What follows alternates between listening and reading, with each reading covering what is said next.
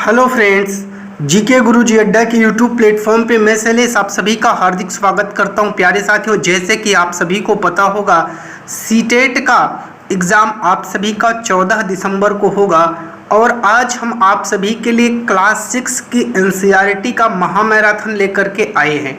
जी हाँ, अगर आप इस नोट्स को पूरा पढ़ लेंगे तो क्लास 6 की एनसीईआरटी हिस्ट्री की आपकी पूरी कवर हो जाएगी। वहाँ से बनने वाले जो भी क्वेश्चन हैं आप बहुत ही आसानी से कर पाएंगे। चैनल पर नए हैं तो सब्सक्राइब करिएगा, वीडियो को लाइक करिएगा, अपने दोस्तों तक शेयर करिएगा। चलिए आइए चलते हैं अपने टॉपिक पर। सबसे पहला टॉपिक है अतीत के बारे में। तो अतीत के बारे में क्या जानते हैं उस पर हम लोग चलते हैं। कई लाख वर्ष पहले लोग नर्मदा नदी के तट पर रहते थे। वे कुशल संग्राहक और जानवरों का शिकार भी करते थे। आज से लगभग 8000 वर्ष पूर्व स्त्री और पुरुष ने सबसे पहले गेहूं तथा जौ जैसी फसलों को उपजाना आरंभ किया। सहायक नदी क्या है? जो एक बड़ी नदी में मिल जाए उसे सहायक नदी कहते हैं। मतलब एक बड़ी नदी, इसमें कई छोटी छोटी नदियाँ जो आकर के मिल जाती हैं। आपसे पूछा जाता है सिंधु की सहायक नदी, तो झेलम, चेनाब, रावी, सतलज, व्यास हैं। 4700 वर्ष पूर्व इन्हीं नदियों के किनारे कुछ आरंभिक नगर फले फूले। गंगा व इसकी सहायक नदी के किनारे तथा समुद्र तटवर्ती इलाकों में नगरों का विकास लगभग 2500 वर्ष पूर्व हुआ। दक्षिण एशिया में भारत, पाकिस्तान, बांग्लादेश, नेपाल, भूटान, श्रीलंका शामिल। आपसे पूछता है दक्षिण एशिया में कौन कौन से देश शामिल हैं? अफगानिस्तान, ईरान, चीन तथा म्यांमार पड़ोसी देशों को दर्शाते हैं। बात करते हैं दक्षिण एशिया एक महाद्वीप से छोटा है, लेकिन विशालता तथा बाकी एशिया से समुद्री पहाड़ियों तथा पर्वतों से बटे होने के कारण इसे उपमहाद्वीप कहा जाता है। देश के नाम। इंडिया शब्द इंडस से निकला है, जिसे संस्कृति में सिंधु कहा जाता है। लगभग 2500 वर्ष पहले उत्तर पश्चिम की ओर से आने वाले ईरानियों और यूनानियों ने सिंधु को हिंदोज अथवा इंदोज और इस नदी के पूर्व स्थित भूमि प्रदेश को इंडिया कहा। भारत नाम का प्रयोग उत्तर पश्चिम में रहने वाले लोगों के एक समूह के लिए किया जाता था। इस समूह का उल्लेख संस्कृत की आरंभिक लगभग 3500 वर्ष पुरानी एक कृति ऋग्वेद में मिलता है। अतीत की जानकारी। अतीत की जानकारी हम कई तरीके से प्राप्त कर सकते हैं। एक तरीका है अतीत में लिखी पुस्तक को ढूंढना और पढ़ना। ये पुस्तकें हाथ से लिखी होने के कारण पांडुलिपि या मनुस्क्रिप्ट कही जाती है, जिसे मैन्युस्क्रिप्ट भी बोलते हैं। अंग्रेजी में पांडुलिपि के लिए प्रयुक्त होने वाला शब्द मैन्युस्क्रिप्ट है, जो लैटिन शब्द मेनू से बना है, जिसका अर्थ हाथ है। पांडुलिपि, मैन्युस्क्रिप्ट। ये पांडुलिपियाँ प्रायः ताड़पत्रों, पॉम लीफ अथवा हिमालय में उगने वाले भूर्ज नामक पेड़ की छाल से विशेष तरीके से तैयार भोजपत्र पर लिखी मिलती हैं। भोजपत्र आप लोग अवश्य देखेंगे, अब तो आसानी से मिल जाता है। ये पांडुलिपियाँ मंदिर विहार में प्राप्त हुई। यहाँ से कई बार क्वेश्चन पूछा कि पांडुलिपियाँ मिली कहाँ से थी, तो मंदिरों और विहारों से। इन पुस्तकों में धार्मिक मान्यताओं, व्यवहारों, राजाओं के जीवन, औषधियों तथा विज्ञान आदि सभी प्रकार के विषयों की चर्चा है। प्राकृतिक भाषा का प्रयोग आम लोग किया करते थे, याद रखिएगा। अभिलेख, इंस्क्रिप्शन, आइए जानते हैं इसके बारे में। ऐसे लेख पत्थर अथवा धातु जैसी अपेक्षाकृत कठोर सतहों पर उत्कीर्ण किए गए। मान लीजिए पत्थर है, इस पर कुछ लिखा है, जैसे आज लोग घर पे अपने पत्थर के सामने नेम प्लेट लगवाते हैं, बस ऐसे ही। कभी कभी शासक अथवा अन्य लोग अपने आदेशों को इस तरह उत्कीर्ण करवाते थे ताकि लोग इन्हें देख सकें, पढ़ सकें और उनका पालन कर सकें। अभिलेखों में शासक लड़ाइयों में अर्जित विजयों का लेखा जोखा करते थे। पुरातत्वविद, आर्कियोलॉजिस्ट कौन होता है, आइए जानते हैं। वस्तुओं का अध्ययन, यहाँ से कई बार क्वेश्चन आता है सीटेट में। वस्तुओं का अध्ययन करने वाला व्यक्ति पुरातत्वविद कहलाता है। ये जो है पत्थर, ईंट से बनी इमारतों के बने अवशेष, चित्रों, मूर्तियों का अध्ययन करते हैं। औजारों, हथियारों, बर्तनों, आभूषणों, सिक्कों की प्राप्ति के लिए छानबीन और खुदाई भी करते हैं, याद रखिएगा। पुरातत्वविद जानवर, चिड़ियों, मछलियों की हड्डियों, इसको भी ढूंढते हैं और उन्हें यह जानने में मदद मिलती है कि अतीत में लोग क्या खाते थे। आरंभिक मानव की बात करते हैं जो इस उपमहाद्वीप में 20 लाख साल पहले रहा करते थे। आज हम उन्हें आखेटक, खाद्य संग्राहक, हंटर गैदर्स के नाम से जानते हैं। भोजन का इंतजाम करने की विधि के आधार पर इस नाम से इन्हें पुकारा जाता है। आमतौर पर खाने के लिए जंगली जानवरों का शिकार करते, मछलियाँ और चिड़िया पकड़ते, फल फूल दाने पौधे पत्तियाँ अंडे इकट्ठा करते। पत्थर के औजार का उपयोग इंसान के खाने योग्य जड़ों को खोदने के लिए किया जाता, जानवरों की खाल से बनी वस्त्रों को सिलने के लिए किया जाता। लोग गुफाओं में इसीलिए रहते थे क्योंकि यहाँ उन्हें बारिश धूप हवाओं से राहत मिलती। ये गुफाएं नर्मदा घाटी के पास हैं। पुरा स्थल उस स्थान को कहते हैं जहाँ औजार, बर्तन और इमारत जैसी वस्तुओं के अवशेष मिले हैं। पुरा पाषाण काल लगभग 20 लाख साल पहले से 12,000 साल पहले के दौर को माना जाता है। यह दो शब्द पुरा यानी प्राचीन, पाषाण यानी पत्थर से बना है। इस काल को 3 भागों में विभाजित किया गया है, आरंभिक, मध्य और उत्तर। यहाँ से भी कई बार क्वेश्चन बने हैं। मानव इतिहास की 99% कहानी इसी काल में घटित हुई, याद रखिएगा। मध्य पाषाण युग, ठीक है, मेसोलिथिक या मिडिल स्टोन एज, जिस काल में हमें पर्यावरणीय बदलाव, आपसे पूछता है पर्यावरण के बदलाव कब मिलते हैं, मध्यकाल में, उसे मेसोलिथ यानी मध्य पाषाण युग कहते हैं। समय लगभग 12,000 साल से लेकर के 10,000 साल पहले तक है और इसमें औजार आमतौर पर बहुत छोटे होते थे जिन्हें माइक्रोलिथ, लघु पाषाण कहा जाता था। प्राय इन औजारों में हड्डियों, लकड़ियों के मुट्ठे लगे हंसियाँ, आरी जैसे औजार मिले हैं। साथ साथ पुरापाषाण युग वाले औजार भी इस दौरान बनाए जाते थे। नवपाषाण युग, नियोलिथिक एज, अगले युग की शुरुआत लगभग 10,000 साल पहले से होती है, जिसे नवपाषाण युग कहते हैं। सबसे पहले जिस जंगली जानवर को पालतू बनाया गया वो कुत्ते का जंगली पूर्वज था। उसके बाद फिर लोगों ने भेड़, बकरी, गाय, सुअर जैसे जानवरों को अपने घरों के नज़दीक पालने लग गए।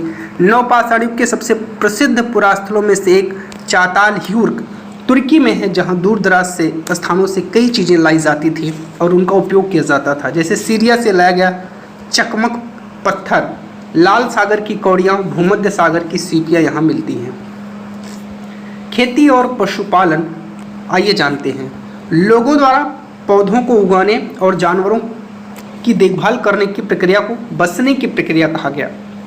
बुर्ज होम, वर्तमान कश्मीर में लोग गड्ढे के नीचे घर बनाते जिन्हें गर्तावास कहा जाता। उतरने के लिए सीढ़ियां होती थी। ठंड के मौसम में सुरक्षा मिलती थी। कई बार यहाँ से प्रश्न बना है सीटेट में। फ्रांस में गुफा में की गई चित्रकारी में प्रयोग होने वाले रंगों को लौह अयस्क और चारकोल जैसे खनिज से बनाया जाता था। हड़प्पा सभ्यता, यहाँ से तो भर भर के क्वेश्चन आते हैं। हड़प्पा सभ्यता आधुनिक पाकिस्तान के पंजाब और सिंध प्रांत, भारत के गुजरात, राजस्थान, हरियाणा, पंजाब प्रांत में इसके स्थल मिले हैं। इन सभी स्थलों से पुरातत्वविदों को अनोखी वस्तुएं मिली। मिट्टी के लाल बर्तन जिन पर काले रंग के चित्र, पत्थर के बाट, मुहरे, मनके, तांबे के उपकरण, पत्थर के लंबे ब्लेड मिले हैं। ऊंचाई वाले भाग को पुरातत्वविदों ने नगर दुर्ग कहा और निचले हिस्से को निचला नगर कहा। दोनों हिस्सों की चहारदीवारियां पक्की ईंटों से बनाई जाती थी। ठीक है। मोहनजोदड़ो में एक खास तालाब बनाया गया था जिसे पुरातत्वविदों ने महान स्नानागार कहा। कालीबंगा, लोथल जैसे अन्य नगरों में अग्निकुंड मिले हैं जहां संभवतः यज्ञ किए जाते होंगे। हड़प्पा, मोहनजोदड़ो और लोथल जैसे कुछ नगरों में बड़े बड़े भंडार गृह मिले हैं। 7,000 साल पहले मेहरगढ़ में कपास की खेती होती थी। नगरों का आरंभ लगभग 4700 साल पहले, हड़प्पा के नगरों के अंत की शुरुआत लगभग 3900 साल पहले, अन्य नगरों का विकास लगभग 2500 साल पहले हुआ। कच्चे माल की खोज, इस टॉपिक पर चर्चा करते हैं। हड़प्पा के लोग तांबे का आयात संभवतः आज के राजस्थान से, यहाँ तक कि पश्चिम एशियाई देश ओमान से भी तांबे का आयात करते। कांसा बनाने के लिए तांबे के साथ टिन धातु को मिलाया जाता था। इसका आयात आधुनिक ईरान और अफगानिस्तान से किया जाता था। सोने का आयात आधुनिक कर्नाटक, बहुमूल्य पत्थर का आयात गुजरात, ईरान और अफगानिस्तान से किया जाता था। सभ्यता का अंत कैसे हुआ, आइए जानते हैं। कुछ विद्वान का कहना है नदियाँ सूख गई, कुछ कहते हैं कि जंगलों का विनाश हो गया, कुछ कहते हैं कि ईंट पकाने के लिए ईंधन की जरूरत पड़ती थी। इसके अलावा मवेशियों के बड़े बड़े झुंडों से चारागाह और घास वाले मैदान समाप्त हो गए। कुछ इलाकों में बाढ़ आ गई, लेकिन कुछ कारणों से यह स्पष्ट नहीं हो पाता कि सभी नगरों का अंत कैसे होगा, क्योंकि बाढ़ और नदियों के सूखने का असर कुछ ही इलाकों में हुआ होगा। फ्रेयंस, पत्थर और शंख प्राकृतिक तौर पर पाए जाते हैं, जबकि फ्रेयंस कृत्रिम रूप से तैयार किया जाता है। बालू या स्फटिक पत्थरों के चूर्ण को गोंद में मिलाकर उनसे वस्तुएं बनाई जाती थी। उसके बाद उन वस्तुओं पर एक चिकनी परत चढ़ाई जाती थी। इस चिकनी परत के रंग प्रायः हल्के नीले या समुद्री होते थे। ऋग्वेद, ऋग्वेद सबसे पुराना वेद है जिसकी रचना लगभग 3500 साल पहले हुई। ऋग्वेद में 1000 से ज़्यादा प्रार्थनाएं हैं जिन्हें सूक्त कहा गया है। सूक्त का मतलब अच्छी तरह से बोला गया। ऋग्वेद की भाषा प्राकृतिक संस्कृत वैदिक संस्कृत कहलाती है। ऋग्वेद का उच्चारण किया जाता था, श्रवण किया जाता था, ना कि पढ़ा जाता था। रचना के कई सदियों बाद इसे पहली बार लिखा गया। इसे छापने का काम तो 200 साल पहले से शुरू हुआ। महापाषाण, शिलाखंड महापाषाण, महा का मतलब बड़ा, पाषाण का मतलब पत्थर नाम से जाने जाते। ये पत्थर दफन करने की जगह पर लोगों द्वारा बड़े करीनों से लगाए जाते थे। महापाषाण कब्रें बनाने की प्रथा लगभग 3000 ये कब्रें होगा, ठीक है, 3000 साल पहले शुरू हुई। यह प्रथा दक्कन, दक्षिण भारत, उत्तर पूर्वी भारत और कश्मीर में प्रचलित थे। जनपद, जनपद का शाब्दिक अर्थ जन के बसने की जगह। पुरातत्वविदों ने इन जनपदों की बस्तियों की खुदाई की। दिल्ली में पुराना किला, उत्तर प्रदेश में मेरठ के पास हस्तिनापुर और एटा के पास अतरंजी खेड़ा इनमें प्रमुख हैं। खुदाई से पता चलता है कि लोग झोपड़ियों में रहते थे, मवेशियों तथा अन्य जानवरों को पालते थे, चावल, गेहूँ, धान, दालें, गन्ना, तिल, सरसों जैसी फसलों को उगाते थे। इन पुरास्थलों में कुछ विशेष प्रकार के बर्तन मिले हैं जिन्हें चित्र धूसर पात्र के रूप में जाना जाता है। महाजनपद, करीब 2500 साल पहले कुछ जनपद अधिक महत्वपूर्ण हो गए। इन्हें महाजनपद कहा जाने लगा। इनके चारों ओर लकड़ी, ईंट और पत्थर की ऊंचे दीवारें बनाई जाती थी। महाजनपदों के राजा लोग समय समय पर जो है लोगों से उपहार नहीं लेते थे, अब वो कर वसूलने लग गए थे। फसलों पर लगाए गए कर सबसे महत्वपूर्ण थे क्योंकि अधिकांश लोग कृषक ही थे। तो उपज का 1/6वां हिस्सा कर के रूप में निर्धारित किया गया जिसे भाग कहा जाता था। तो याद रखिएगा। कृषि में परिवर्तन हुआ। इस युग में कृषि के क्षेत्र में 2 बड़े परिवर्तन हुए। हल के फाल अब लोहे के बनने लगे, पहले लकड़ी के होते थे। अब कठोर जमीन को लकड़ी के फाल की तुलना में लोहे के फाल की अपेक्षा आसानी से जोता जा सकता। लोगों ने धान के पौधे का रोपण शुरू किया, अर्थात खेतों में बीज छिड़क कर धान उपजाने के बजाय धान की पौध तैयार कर उनका रोपण शुरू किया। इससे फसल की पैदावार भी बढ़ी। मगध, गंगा और सोन जैसी नदियां मगध से होकर बहती थी। मगध में तो बहुत शक्तिशाली शासक हुए, बिंबिसार और अजातशत्रु। बिहार में राजगृह, आधुनिक राजगीर, कई सालों तक मगध की राजधानी रही। बाद में पाटलिपुत्र, आज का पटना, राजधानी बन गया। मगध एक शक्तिशाली राज्य बन गया था। इसके नज़दीक ही वज्जी राज्य था जिसकी राजधानी वैशाली बिहार थी। तो याद रखिएगा, आपसे पूछता है कि बिहार में जो है आधुनिक राजधानी और पहले की राजधानी, ये सब पूछता है। यहाँ एक अलग किस्म की शासन व्यवस्था थी जिसे गढ़ या संघ कहते थे। बुद्ध तथा महावीर दोनों ही गढ़ या संघ से संबंधित थे, याद रखिएगा। बुद्ध की कहानी की बात करते हैं। बौद्ध धर्म के संस्थापक सिद्धार्थ, जिन्हें गौतम के नाम से जाना जाता है, उनका जन्म लगभग 2500 वर्ष पूर्व हुआ। बुद्ध क्षत्रिय थे। शाक्य नामक छोटे से गढ़ से संबंधित। युवावस्था में ही ज्ञान की खोज में उन्होंने घर के सुखों को छोड़ दिया। बोध गया बिहार में पीपल वृक्ष के नीचे रुचपालका नदी के तट पर कई दिनों तक तपस्या की और ज्ञान की प्राप्ति की। वे वाराणसी के निकट स्थित सारनाथ गए जहां उन्होंने पहली बार उपदेश दिया। कुशीनगर में मृत्यु से पहले जीवन का शेष भाग उन्होंने पैदल ही एक स्थान से दूसरे स्थान की यात्रा करने और लोगों को शिक्षित करने में व्यतीत किया। कभी कभी हम जो चाहते हैं वो प्राप्त कर लेने के बाद भी संतुष्ट नहीं होते हैं एवं अधिक वस्तुओं की पाने की इच्छा करने लगते हैं। इसे बुद्ध ने लिप्सा व तृष्णा कहा है। बुद्ध ने अपनी शिक्षा सामान्य लोगों की भाषा प्राकृत भाषा में दी है। बौद्ध धर्म, कुषाणों का सबसे प्रसिद्ध राजा कनिष्क था। करीब 1900 साल पहले इसने शासन किया। बौद्ध धर्म दक्षिण पूर्व की ओर श्रीलंका, म्यांमार, थाईलैंड तथा इंडोनेशिया सहित दक्षिण पूर्व एशिया के अन्य भागों में भी फैला। चीनी बौद्ध यात्री फायसियन काफ़ी प्रसिद्ध है। वह करीब 1600 साल पहले आया। स्वयंसांग 1400 साल पहले भारत आया और लगभग उसके करीब 50 साल बाद इत्सिंग भारत आया था। स्वयंसांग अन्य तीर्थयात्रियों ने उस समय के सबसे प्रसिद्ध बौद्ध विहार केंद्र नालंदा भक्ति मार्ग की चर्चा हिंदुओं के पवित्र ग्रंथ भगवद गीता में जो है की गई है। भगवद गीता महाभारत का एक हिस्सा है। उपनिषद उत्तर वैदिक ग्रंथों का हिस्सा है। शाब्दिक अर्थ है गुरु के समीप बैठना। जैन धर्म की बात करते हैं। लगभग 2500 वर्ष पूर्व जैन धर्म 24वें तथा अंतिम तीर्थंकर महावीर ने भी अपने विचारों का प्रसार किया। वज्जी संघ के लक्षवी कुल से संबंधित एक क्षत्रिय राजकुमार थे। 30 वर्ष की आयु में घर को छोड़ दे जंगल में रहने लगी। 12 वर्ष तक कठिन तपस्या और एकाकी जीवन व्यतीत किया। वर्तमान रूप में उपलब्ध जैन धर्म की शिक्षाएं लगभग 1500 वर्ष पूर्व गुजरात के वल्लभी नामक स्थान पर लिखी गई। जैन शब्द जिन शब्द से निकला जिसका अर्थ होता है विजेता। जैन तथा बौद्ध धर्म जिस समय लोकप्रिय हो रहे थे लगभग उसी समय ब्राह्मणों ने आश्रम व्यवस्था का विकास किया। महावीर ने अपनी शिक्षा प्राकृत भाषा में दी है। संघ, महावीर तथा बुद्ध दोनों का मानना था कि घर का त्याग करने पर ही साक्ष्य ज्ञान की प्राप्ति होगी। ऐसे लोगों के लिए उन्होंने संघ नामक संगठन बनाया जहां घर का त्याग करने वाले लोग एक साथ रहें। संघ में रहने वाले बौद्ध भिक्षुओं के लिए बनाए गए नियम विनय पिटक नामक ग्रंथ में मिलते हैं। 3 पिटक हैं, विनय पिटक, सुत्त पिटक, अभिधम पिटक। एक साम्राज्य, हम जिन शेरों के चित्र रुपए पैसों पर देखते हैं उसका एक लंबा इतिहास है। उन्हें पत्थरों को काट कर बनाया गया है। उन्हें सारनाथ के एक विशाल स्तंभ में स्थापित किया गया है। अशोक जिस साम्राज्य पर शासन करते थे उसकी स्थापना उनके दादा चंद्रगुप्त मौर्य ने लगभग 2300 साल पहले की थी। चाणक्य कौटिल्य नाम के एक बुद्धिमान व्यक्ति ने चंद्रगुप्त की सहायता किया था। वंश, जब एक ही परिवार के कई सदस्य एक के बाद एक राजा बनने लगते हैं तो उन्हें ही वंश कहा जाता है। अब बात करते हैं मौर्य वंश। मौर्य वंश में 3 महत्वपूर्ण राजा हुए, चंद्रगुप्त, उसका बेटा बिंदुसार और बिंदुसार का बेटा अशोक। मेगस्थनीज है। चंद्रगुप्त के दरबार में पश्चिम एशिया के यूनानी राजा सेल्कस निकेटर के राजदूत के रूप में, एम्बेसडर के रूप में आया था। मौर्य साम्राज्य, बात करते हैं मौर्य साम्राज्य के उभरने से थोड़ा पहले लगभग 2400 वर्ष पहले चीन में सम्राटों ने चीन की दीवार का निर्माण शुरू किया। इसे बनाने का उद्देश्य उत्तर सीमा की पशुपालक लोगों से रक्षा करना। अगले 2000 वर्षों तक इस दीवार का निर्माण कार्य चलता रहा क्योंकि साम्राज्य की सीमा बदलती रही। यह दीवार 6400 किलोमीटर लंबी है। इंपॉर्टेंट टॉपिक है, यहाँ से याद रखिएगा। 100 से 200 मीटर की दूरी पर निगरानी के लिए बुर्ज बने हैं। अब बात करते हैं अशोक की।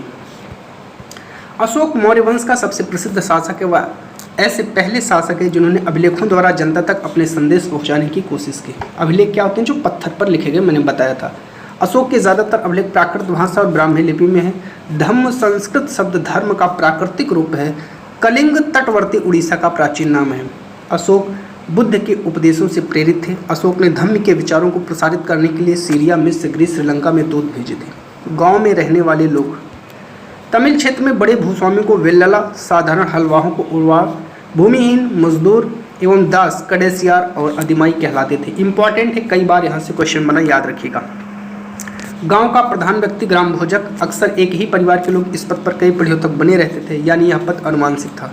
ग्राम भोजकों के अलावा अन्य स्वतंत्र कृषक भी होते थे जिन्हें गृहपति, तो स्वतंत्र कृषकों जो कृषक थे उन्हें क्या कहते थे? गृहपति। जातक, वो कहानियाँ जो आम लोगों में प्रचलित थी, बौद्ध भिक्षुओं ने इनका संकलन किया है। जातक में प्राचीन शहरों के बारे में, वहाँ नाविकों तथा यात्रियों के विवरण का भी पता चलता है। आहत सिक्के, ये सामान्यतः आयताकार, कभी वर्गाकार, गोल होते थे। ये तो धातु की चादरों को काटकर धातु के चपटे गोलिकाओं से बनाए जाते थे। इन सिक्कों पर कुछ लिखा हुआ नहीं था, बल्कि इन पर कुछ चिन्ह ठप्पे से बनाए जाते थे, इसलिए ये आहत सिक्के कहलाए। ये सिक्के उपमहाद्वीप के लगभग अधिकांश हिस्सों में पाए जाते थे और ईसा की आरंभिक सदियों तक ये प्रचलन में रहे। सिक्के, चांदी या सोने के सिक्कों पर विभिन्न आकृतियों को आहत कर बनाए जाने के कारण इन्हें आहत सिक्का कहा जाता था। मथुरा एक धार्मिक केंद्र भी रहा, जहाँ बौद्ध विहार और जैन मंदिर है। कृष्ण भक्ति का एक महत्वपूर्ण केंद्र था। मथुरा के अभिलेख में सुनारों, लोहारों, बुनकरों, टोकरी बुनने वालों, माला बनाने वाले, इत्र बनाने वालों का भी उल्लेख मिलता है। अरिकामेडू, लगभग 2200 से 1900 साल पहले अरिकामेडू एक पत्तन था। यहाँ दूर दूर से आए जहाज़ों से सामान उतारे जाते थे। यहाँ भूमध्य सागरीय क्षेत्र के एम्फोरा जैसे पात्र मिले हैं। साथ ही यहाँ एरेटाइन जैसे मोहर लगे चमकदार बर्तन भी मिले हैं। इन्हें इटली के एक शहर के नाम पर एरेटाइन पात्र के नाम से जाना जाता है, रोम। रोम एक बहुत बड़े साम्राज्य की राजधानी था। यह यूरोप, उत्तरी अफ्रीका तथा पश्चिम एशिया तक फैला साम्राज्य था। इसके सबसे महत्वपूर्ण शासकों में अगस्टस ने करीब 2000 साल पहले शासन किया। उसने कहा था कि रोम ईंटों का शहर था। व्यापार और व्यापारी, दक्षिण भारत सोना, मसाले, खासतौर पर काली मिर्च, कीमती पत्थरों के लिए प्रसिद्ध था। काली मिर्च की रोमन साम्राज्य में इतनी मांग थी कि इसे काले सोने, ब्लैक गोल्ड के नाम से जानते थे। संगम कविताओं में मुनवेंदार की चर्चा मिलती है। यह एक तमिल शब्द है जिसका अर्थ 3 मुखिया है। सातवाहनों का सबसे प्रमुख राजा गौतमी पुत्र श्री सातकर्णी था। रेशम मार्ग, सिल्क रूट, रेशम बनाने की तकनीकी का आविष्कार सबसे पहले चीन में हुआ, करीब 7000 साल पहले। जिस रास्ते ये लोग यात्रा करते थे उसे रेशम मार्ग, सिल्क रूट के नाम से जाना गया। सिल्क रूट पर नियंत्रण करने वाले शासक सबसे प्रसिद्ध कुषाण हुए। पेशावर और मथुरा इनके 2 प्रमुख शक्तिशाली केंद्र थे। तक्षशिला भी इनके राज्य का हिस्सा था। इलाहाबाद का पुराना नाम उज्जैन था। पटना का पुराना नाम पाटलिपुत्र, ये गुप्त शासन के महत्वपूर्ण केंद्र थे। बात करते हैं वंशावलियाँ।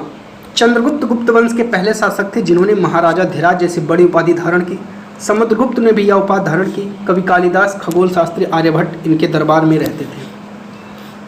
हर्षवर्धन तथा हर्षचरित्र। राजा हर्षवर्धन जिन्हें करीब 1400 साल पहले शासन किया, उनके दरबारी कवि बाणभट्ट ने संस्कृत में उनकी जीवनी हर्षचरित्र लिखी। चीनी यात्री स्वानसांग काफी समय के लिए हर्ष दरबार में रहे। पल्लव, चालुक्य और पुलकेशिन द्वितीय।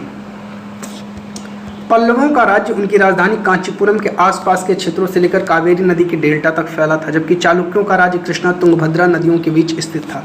चालुक्यों की राजधानी ऐहोल यह एक प्रमुख व्यापारिक केंद्र था। पुलकेशिन द्वितीय सबसे प्रसिद्ध चालुक्य राजा थे। उनके बारे में दरबारी कवि रविकीर्त द्वारा रचित प्रशस्ति से पता चलता है। प्रशासन की प्राथमिक इकाई गांव होते थे।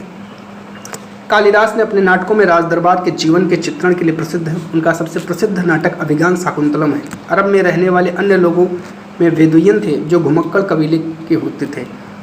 धातु विज्ञान क्या कहता है ये जानते हैं। प्राचीन भारत धातु विज्ञान ने विश्व धातु विज्ञान के क्षेत्र में प्रमुख योगदान दिया है। पुरातात्विक खुदाई ने दर्शाया कि हड़प्पावासी कुशल शिल्पी थे। उन्हें तांबे के धातु कर्म, धातु शोधन की जानकारी थी। उन्हें तांबे और टिन को मिलाकर कांसा बनाया। जहाँ हड़प्पावासी कांस्य युग से जुड़े थे, वहीं उनके उत्तराधिकारी लौह युग से संबंधित थे। भारत अत्यंत विकसित किस्म के लोहे का निर्माण करता था। 3 लोहा हमारे यहाँ होता था, जो है खोटा लोहा, पिटवा लोहा, ढलवा लोहा। स्तूप का शाब्दिक अर्थ टीला होता है। बात करते हैं अजंता। यह वह जगह है जहाँ के पहाड़ों में सैकड़ों सालों के दौरान कई गुफाएं खोदी गई। इनमें ज़्यादातर बौद्ध भिक्षुओं के लिए बनाए गए विहार थे। गुफाओं के अंदर अंधेरा होने की वजह से अधिकांश चित्र मसालों की रोशनी से बनाए गए। इनमें से कुछ को चित्रों द्वारा सजाया गया था। इन चित्रों के रंग 1500 साल बाद भी चमकदार है। ये रंग पौधे तथा खनिजों से बनाए जाते थे। ये इंपॉर्टेंट है। इन महान कृतों को बनाने वाले कलाकार अज्ञात हैं, कुछ पता नहीं है। करीब 1800 साल पहले एक प्रसिद्ध तमिल महाकाव्य सिप्लादिकारम की रचना इलांगो नामक कवि ने की।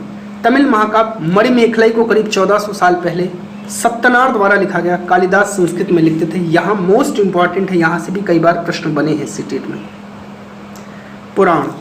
पुराण का शाब्दिक अर्थ है प्राचीन, या पुराण जो है शाब्दिक अर्थ क्या होता है? प्राचीन। पुराणों में विष्णु, शिव, दुर्गा, पार्वती जैसे देवी देवताओं की जुड़ी कहानियाँ आपको मिलेगी। अधिकतर पुराण सरल संस्कृत श्लोक में लिखे गए हैं, जिससे सब उन्हें सुन और समझ सकते हैं। स्त्रियां तथा शूद्र जिन्हें वेद पढ़ने की अनुमति नहीं थी, वे भी पुराणों को सुन सकते थे। पुराणों और महाभारत दोनों ही व्यास नाम के ऋषि ने संकलित किया है। महाभारत में ही भगवत गीता भी है। रामायण के लेखक वाल्मीकि माने जाते हैं आर्यभट्ट। गणितज्ञ तथा खगोल शास्त्री आर्यभट्ट ने संस्कृत में आर्यभट्टियम नामक पुस्तक लिखी है। उन्होंने वृत्त की परिधि को मापने की विधि भी ढूंढी है। आयुर्वेद। आयुर्वेद चिकित्सा विज्ञान की एक विख्यात पद्धति है जो प्राचीन भारत में विकसित हुई। प्राचीन भारत में आयुर्वेद के 2 प्रसिद्ध चिकित्सक थे। चरक इंपॉर्टेंट है, प्रथम द्वितीय शताब्दी ईस्वी में, और सुश्रुत 4वीं शताब्दी में। चरक द्वारा रचित चरक संहिता औषधि शास्त्र की एक बहुत ही महत्वपूर्ण पुस्तक है। कागज का आविष्कार 1900 साल पहले काइलून नाम के एक व्यक्ति ने चीन में किया। कागज बनाने की तकनीक को सदियों तक गुप्त रखा गया और 1400 साल पहले यह तकनीक कोरिया पहुंची थी। आप सभी को पता है आपकी मैराथन श्रृंखला लगातार चल रही है। आप लोग चैनल पर नए हैं तो सबसे पहले चैनल को सब्सक्राइब कर लीजिए, वीडियो को लाइक करिए, अपने हर उस दोस्त भाई बहन तक इसको पहुंचाइए जिसको इसकी ज़रूरत है। आप सभी को पता होगा 14 दिसंबर को आप सभी का एग्ज़ाम होगा।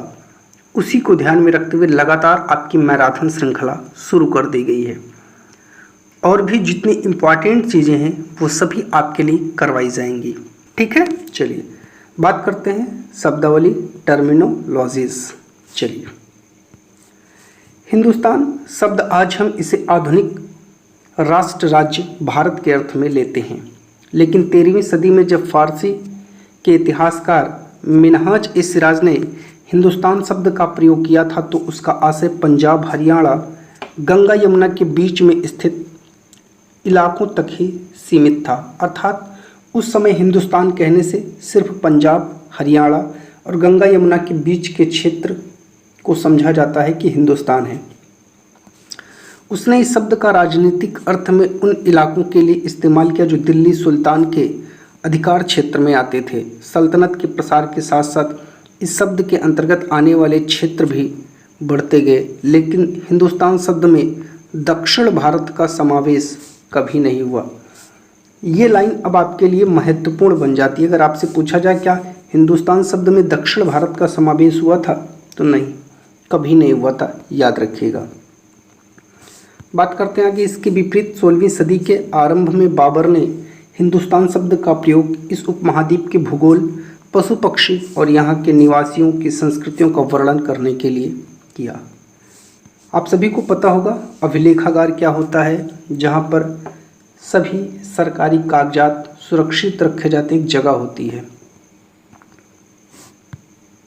ऐसा स्थान जहाँ दस्तावेज और पांडुलिपियाँ इनको संग्रहित किया जाता है, एकत्रित किया जाता है। आज सभी राष्ट्रीय राज्य सरकारों के अभिलेखागार होते हैं, जहां वे तमाम पुराने सरकारी अभिलेख और लेन देन के ब्यौरों का रिकॉर्ड रखते हैं। प्रतिलिपियां बनाते हुए लिपिक छोटे मोटे फेरबदल करते चलते थे। पर्यायवास क्या है? इसका तात्पर्य किसी भी क्षेत्र के पर्यावरण और वहां के रहने वालों की सामाजिक और आर्थिक जीवन शैली से है। जाति पंचायत अपने सदस्यों के व्यवहार का नियंत्रण करने के लिए जातियां स्वयं अपने अपने नियम बनाती। इन नियमों का पालन जाति के बड़े बुजुर्गों की एक सभा करवाती थी, जिसे कुछ इलाकों में जाति पंचायत भी कहा जाता था। भाषा तथा क्षेत्र, लैंग्वेज एंड रीजन। बात है सन 1318 ईस्वी में कवि अमीर खुसरो ने इस बात पर गौर किया था कि इस देश के हर क्षेत्र की एक अलग अलग भाषा है। जैसे आप सभी को पता होगा आज भी हमारे देश में अलग भाषा है, ठीक है। जैसे जम्मू कश्मीर में कश्मीरी है, पंजाब में पंजाबी है, राजस्थान में राजस्थानी है, गुजरात में गुजराती है, हरियाणा में हरियाणवी है, उत्तर प्रदेश में हिंदी है, ठीक है। तो इस प्रकार से जो है हम लोग, महाराष्ट्र में मराठी है, तो सिंधी, लाहौरी, कश्मीरी, द्वार समुद्री ये दक्षिण कर्नाटक में बोली जाती थी। तेलंगानी आंध्र प्रदेश में, गुजरी गुजरात में, मवारी तमिलनाडु, गौड़ी बंगाल में, अवधी पूर्वी उत्तर प्रदेश में, हिंदवी दिल्ली के आसपास के क्षेत्रों में। अमीर खुसरो ने बताया कि इन भाषाओं के विपरीत एक भाषा संस्कृत थी, जो किसी विशेष क्षेत्र की भाषा नहीं थी। यह एक प्राचीन भाषा है जिसे केवल ब्राह्मण जानते हैं, आम जनता नहीं। संस्कृत ग्रंथों के अध्ययन के कारण समाज में ब्राह्मणों का बड़ा आदर होता था। इनके संरक्षक थे नए नए शासक जो स्वयं प्रतिष्ठा की चाह में थे। इन संरक्षकों का समर्थन होने के कारण समाज में इनका दबदबा और भी बढ़ जाता था। संरक्षक कोई प्रभावशाली धनी व्यक्ति जो किसी कलाकार, शिल्पकार, विद्वान या अभिजात जैसे किसी अन्य व्यक्ति की मदद या सहारा दे। 19वीं सदी के मध्य में अंग्रेज इतिहासकारों ने भारत के इतिहास को 3 युगों में बांटा, हिंदू, मुस्लिम, ब्रिटिश। ये कई बार पूछा जाता है, याद रखिएगा। कुरान शरीफ की बात करते हैं। कुरान शरीफ का संदेश भारत में सबसे पहले 7वीं सदी में व्यापारियों और अप्रवासियों के जरिए पहुंचा। मुसलमान कुरान शरीफ को अपना धर्म ग्रंथ मानते हैं, केवल एक ईश्वर अल्लाह की सत्ता में जो है स्वीकार करते हैं, विश्वास करते हैं, जिसका प्रेम, करुणा, उदारता, अपने में आस्था रखने वाले हर व्यक्ति को गले लगाता है, चाहे उस व्यक्ति की सामाजिक पृष्ठभूमि कुछ भी रही हो। नए राजवंशों का उदय, इसको हम लोग समझते हैं। बात करते हैं 7वीं सदी आते आते उपमहाद्वीप के विभिन्न भागों में बड़े भूस्वामी और योद्धा सरदार अस्तित्व में आ चुके थे। राजा लोग प्रायः उन्हें अपने मातहत या सामंत के रूप में मान्यता देते थे, जिन्हें अंग्रेजी में सबऑर्डिनेट कहते हैं। सामंत अपने आप को महासामंत, महामंडलेश्वर, पूरे मंडल का महान स्वामी आदि घोषित कर देते थे। कदम्ब, मयूर, सरमण और गुर्जर प्रतिहार हरिश्चंद्र ब्राह्मण थे, जिन्होंने अपने परंपरागत पेशे को छोड़कर शस्त्र को अपना लिया। क्रमशः कर्नाटक और राजस्थान में अपने राज्य का सफलतापूर्वक जो है स्थापना किया। एलोरा की गुफा का भित्ति चित्र, जिसमें विष्णु को नरसिंह अर्थात पुरुष सिंह के रूप में दिखलाया गया है, यह भित्ति चित्र राष्ट्रकूट काल की कृति है।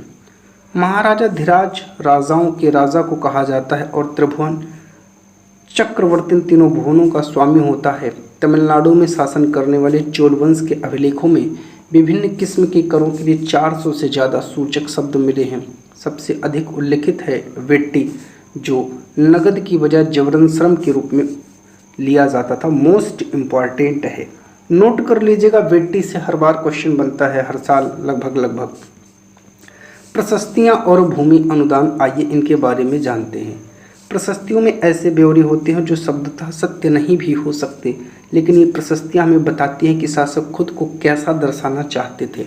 कई शासकों ने प्रशस्तियों में अपनी उपलब्धियों का बखान किया।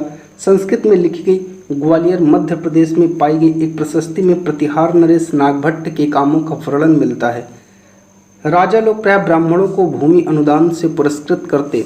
ये ताम्र पत्रों पर अभिलिखित होते थे जो भूमि पाने वाले को दिए जाते थे।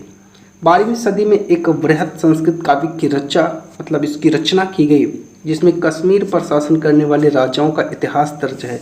इसे कल्हड़ नामक एक रचनाकार द्वारा रचा गया। इसका नाम आप जान लीजिए, राजतरंगिणी इसका नाम है। ठीक है, राजतरंगिणी इसको कहते हैं।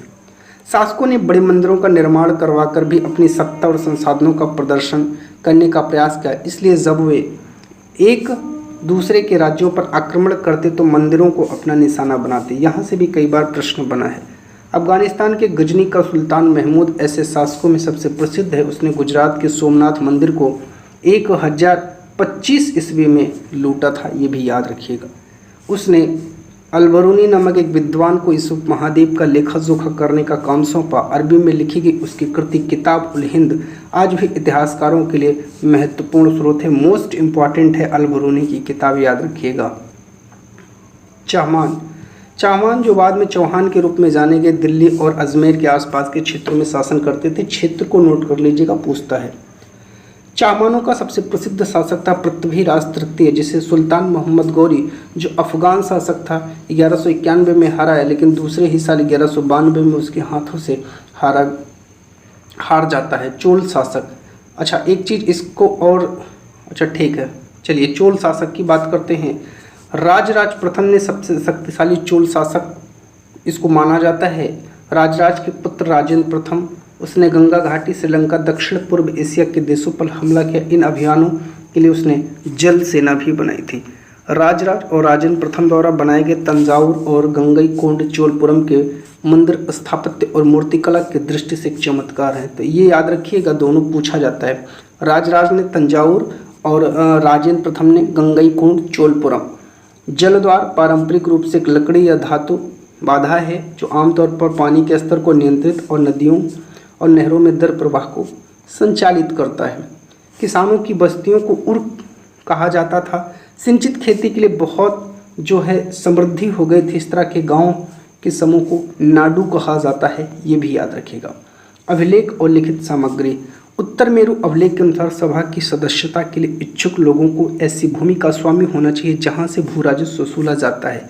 उनके पास अपना घर होना चाहिए। उनकी उम्र 35 से 70 के बीच होनी चाहिए। वेदों का ज्ञान होना चाहिए। पिछली बार यहाँ से क्वेश्चन आया है, इम्पॉर्टेंट टॉपिक है।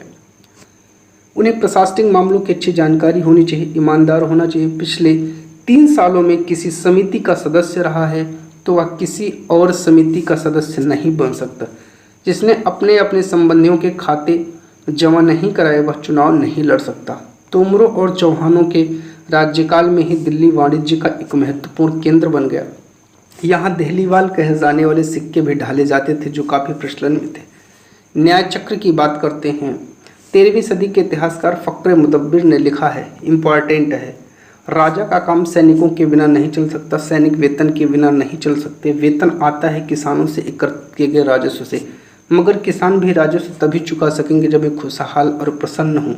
ऐसा तभी हो सकता जब राजा न्याय और ईमानदार प्रशासन को बढ़ावा दे। ऐसा पूरा कथन देकर के पूछ लेता है ये किसका कथन है, तो याद रखिएगा, रजिया। 1236 में इल्तुतमिश की बेटी रजिया सिंहासन पर बैठती। उस युग के इतिहासकार मिनहाज ए सिराज ने स्वीकार किया कि वह अपने सभी भाइयों से अधिक योग्य और सक्षम थी, लेकिन फिर भी वह एक रानी के शासक के रूप में मान्यता नहीं दे पा रहा था। दरबारी जन भी उसके स्वतंत्र रूप से शासन करने की कोशिशों से प्रसन्न नहीं थे। सन 1240 में उसे सिंहासन से हटा दिया गया। रजिया अपने अभिलेखों और सिक्कों पर अंकित करवाया कि वह सुल्तान इल्तुतमिश की बेटी है। आधुनिक आंध्र प्रदेश के वारंगल क्षेत्र में किसी समय काकती वंश का राज्य था। उस समय की रानी रुद्रम्बा देवी 1262 से 1289 के व्यवहार से रजिया का व्यवहार बिल्कुल विपरीत था। रुद्रम्बा देवी ने अपने अभिलेख में अपना नाम पुरुषों जैसा लिखवाकर अपने पुरुष होने का भ्रम पैदा किया। मोस्ट इम्पॉर्टेंट है, कई बार यहाँ से क्वेश्चन सीटेट में बने हैं, हर साल लगभग बनते हैं, याद रखिएगा, इंपॉर्टेंट है। एक और महिला शासक थी कश्मीर की रानी दिद्दा, 980 से 1003। उनका नाम दीदी अर्थात बड़ी बहन से निकला है, ये भी पूछा जाता है, याद रखिएगा। गैरिसन क्या होता है, तो ये जो रक्षक सैनिकों की टुकड़ी है। और गैरिसन शहर क्या है, किलेबंद बसाव है जहाँ सैनिक रहते थे। भीतरी प्रदेश किसी शहर या बंदरगाह के आसपास के इलाके को कहते थे जो उस शहर के लिए वस्तु और सेवाओं की पूर्ति करता था। दिल्ली सल्तनत का विस्तार। चलिए, खिलजी और तुगलक वंश। अलाउद्दीन खिलजी के शासनकाल में दक्षिण भारत को लक्ष्य करके सैनिक अभियान शुरू किए गए और मोहम्मद तुगलक के समय अपनी चरम सीमा पर पहुंचे। मोहम्मद तुगलक के राज्यकाल के अंत तक इस उपमहाद्वीप का एक विशाल क्षेत्र इसके युद्ध अभिमान के अंतर्गत आ चुका था। दिल्ली के आरंभिक सुल्तान विशेषकर इल्तुतमिश सामंतों और जमींदारों के स्थान पर अपने विशेष गुलामों को सूबेदार नियुक्त करना अधिक पसंद करते थे। इन गुलामों को फारसी में बंदगा कहा जाता है, मोस्ट इम्पॉर्टेंट है।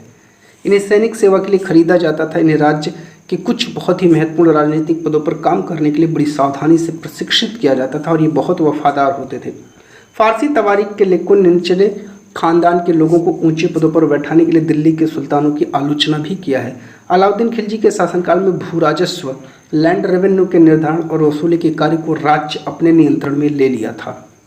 चलिए, स्थानीय सामंतों से कर लगाने का अधिकार छीन लिया गया, बल्कि स्वयं उन्हें भी कर चुकाने को बाध्य कर दिया गया। जिससे पहले कर वसूला जाता था, अब उन्हें ही बाध्य कर दिया गया। सुल्तान के प्रशासकों ने जमीन की पैमाइश की और इसका हिसाब बड़ी सावधानी से रखा। अब धीरे धीरे मतलब राज्य और राजा के खिलाफ यही सामंत आगे चल करके बगावत भी करेंगे।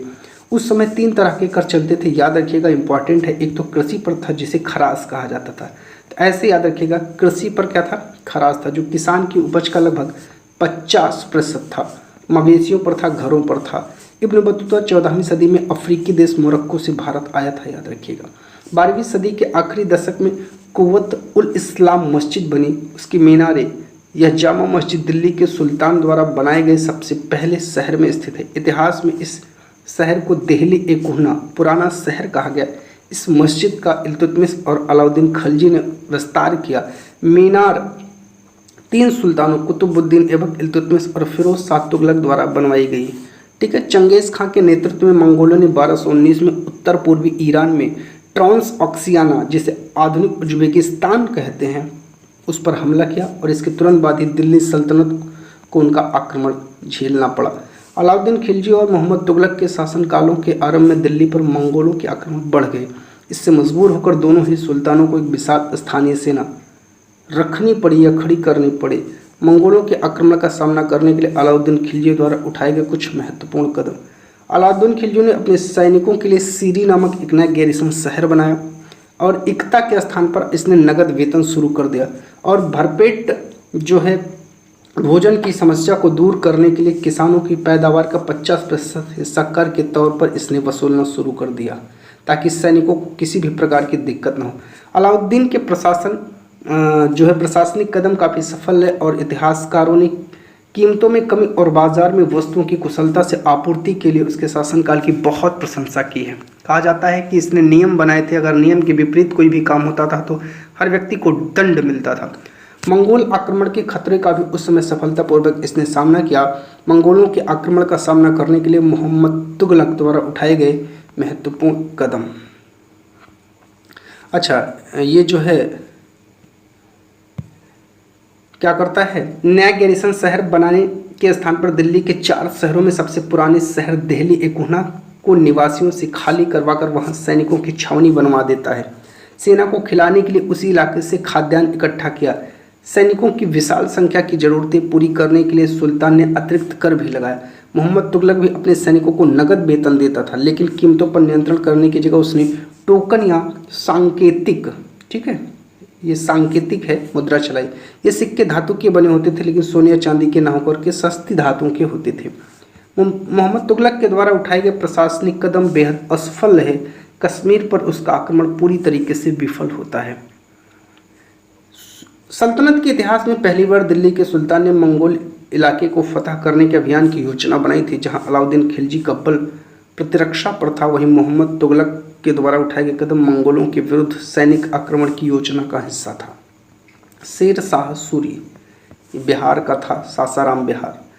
शेर शाह सूरी 1540 से 45 ने बिहार में अपने चाचा के एक छोटे से इलाके प्रबंधक के रूप में काम शुरू किया और आगे चलकर उसने मुगल सम्राट हुमायूं तक को चुनौती दी, परास्त किया। शेर शाह ने दिल्ली पर अधिकार करके स्वयं को अपना राजवंश स्थापित करता है। इसकी 3 श्रेणियां हैं: ईश्वर शांति, नाइट और धर्मयुद्ध। 3 श्रेणियों का विचार सबसे पहले 11वीं सदी के आरंभ में फ्रांस में सूत्रबद्ध किया गया। इसके अनुसार समाज को 3 वर्गों में विभाजित किया गया: प्रार्थना करने वाले वर्ग, युद्ध करने वाले वर्ग, खेती करने वाले वर्ग। 3 वर्गों में समाज के इस विभाजन को ईसाई धर्म का समर्थन भी प्राप्त था। इस विभाजन से योद्धाओं का एक नया समूह उभरा। इन योद्धाओं को नाइट कहा जाता था। नाइटों से अपेक्षा की जाती थी कि वे धर्म और ईश्वर की सेवा में समर्पित योद्धा रहें। कोशिश यह रहती थी कि इन योद्धाओं को आपसी लड़ाई भिड़ाई से विमुख करके उन मुसलमानों के विरुद्ध युद्ध करने भेज दिया जाए जिन्हें यरूशलेम शहर पर कब्जा कर रखा था। इस प्रयत्न के परिणामस्वरूप सैनिक अभियानों की एक श्रृंखला चली, जिसे क्रूसेड या धर्म युद्ध कहा गया।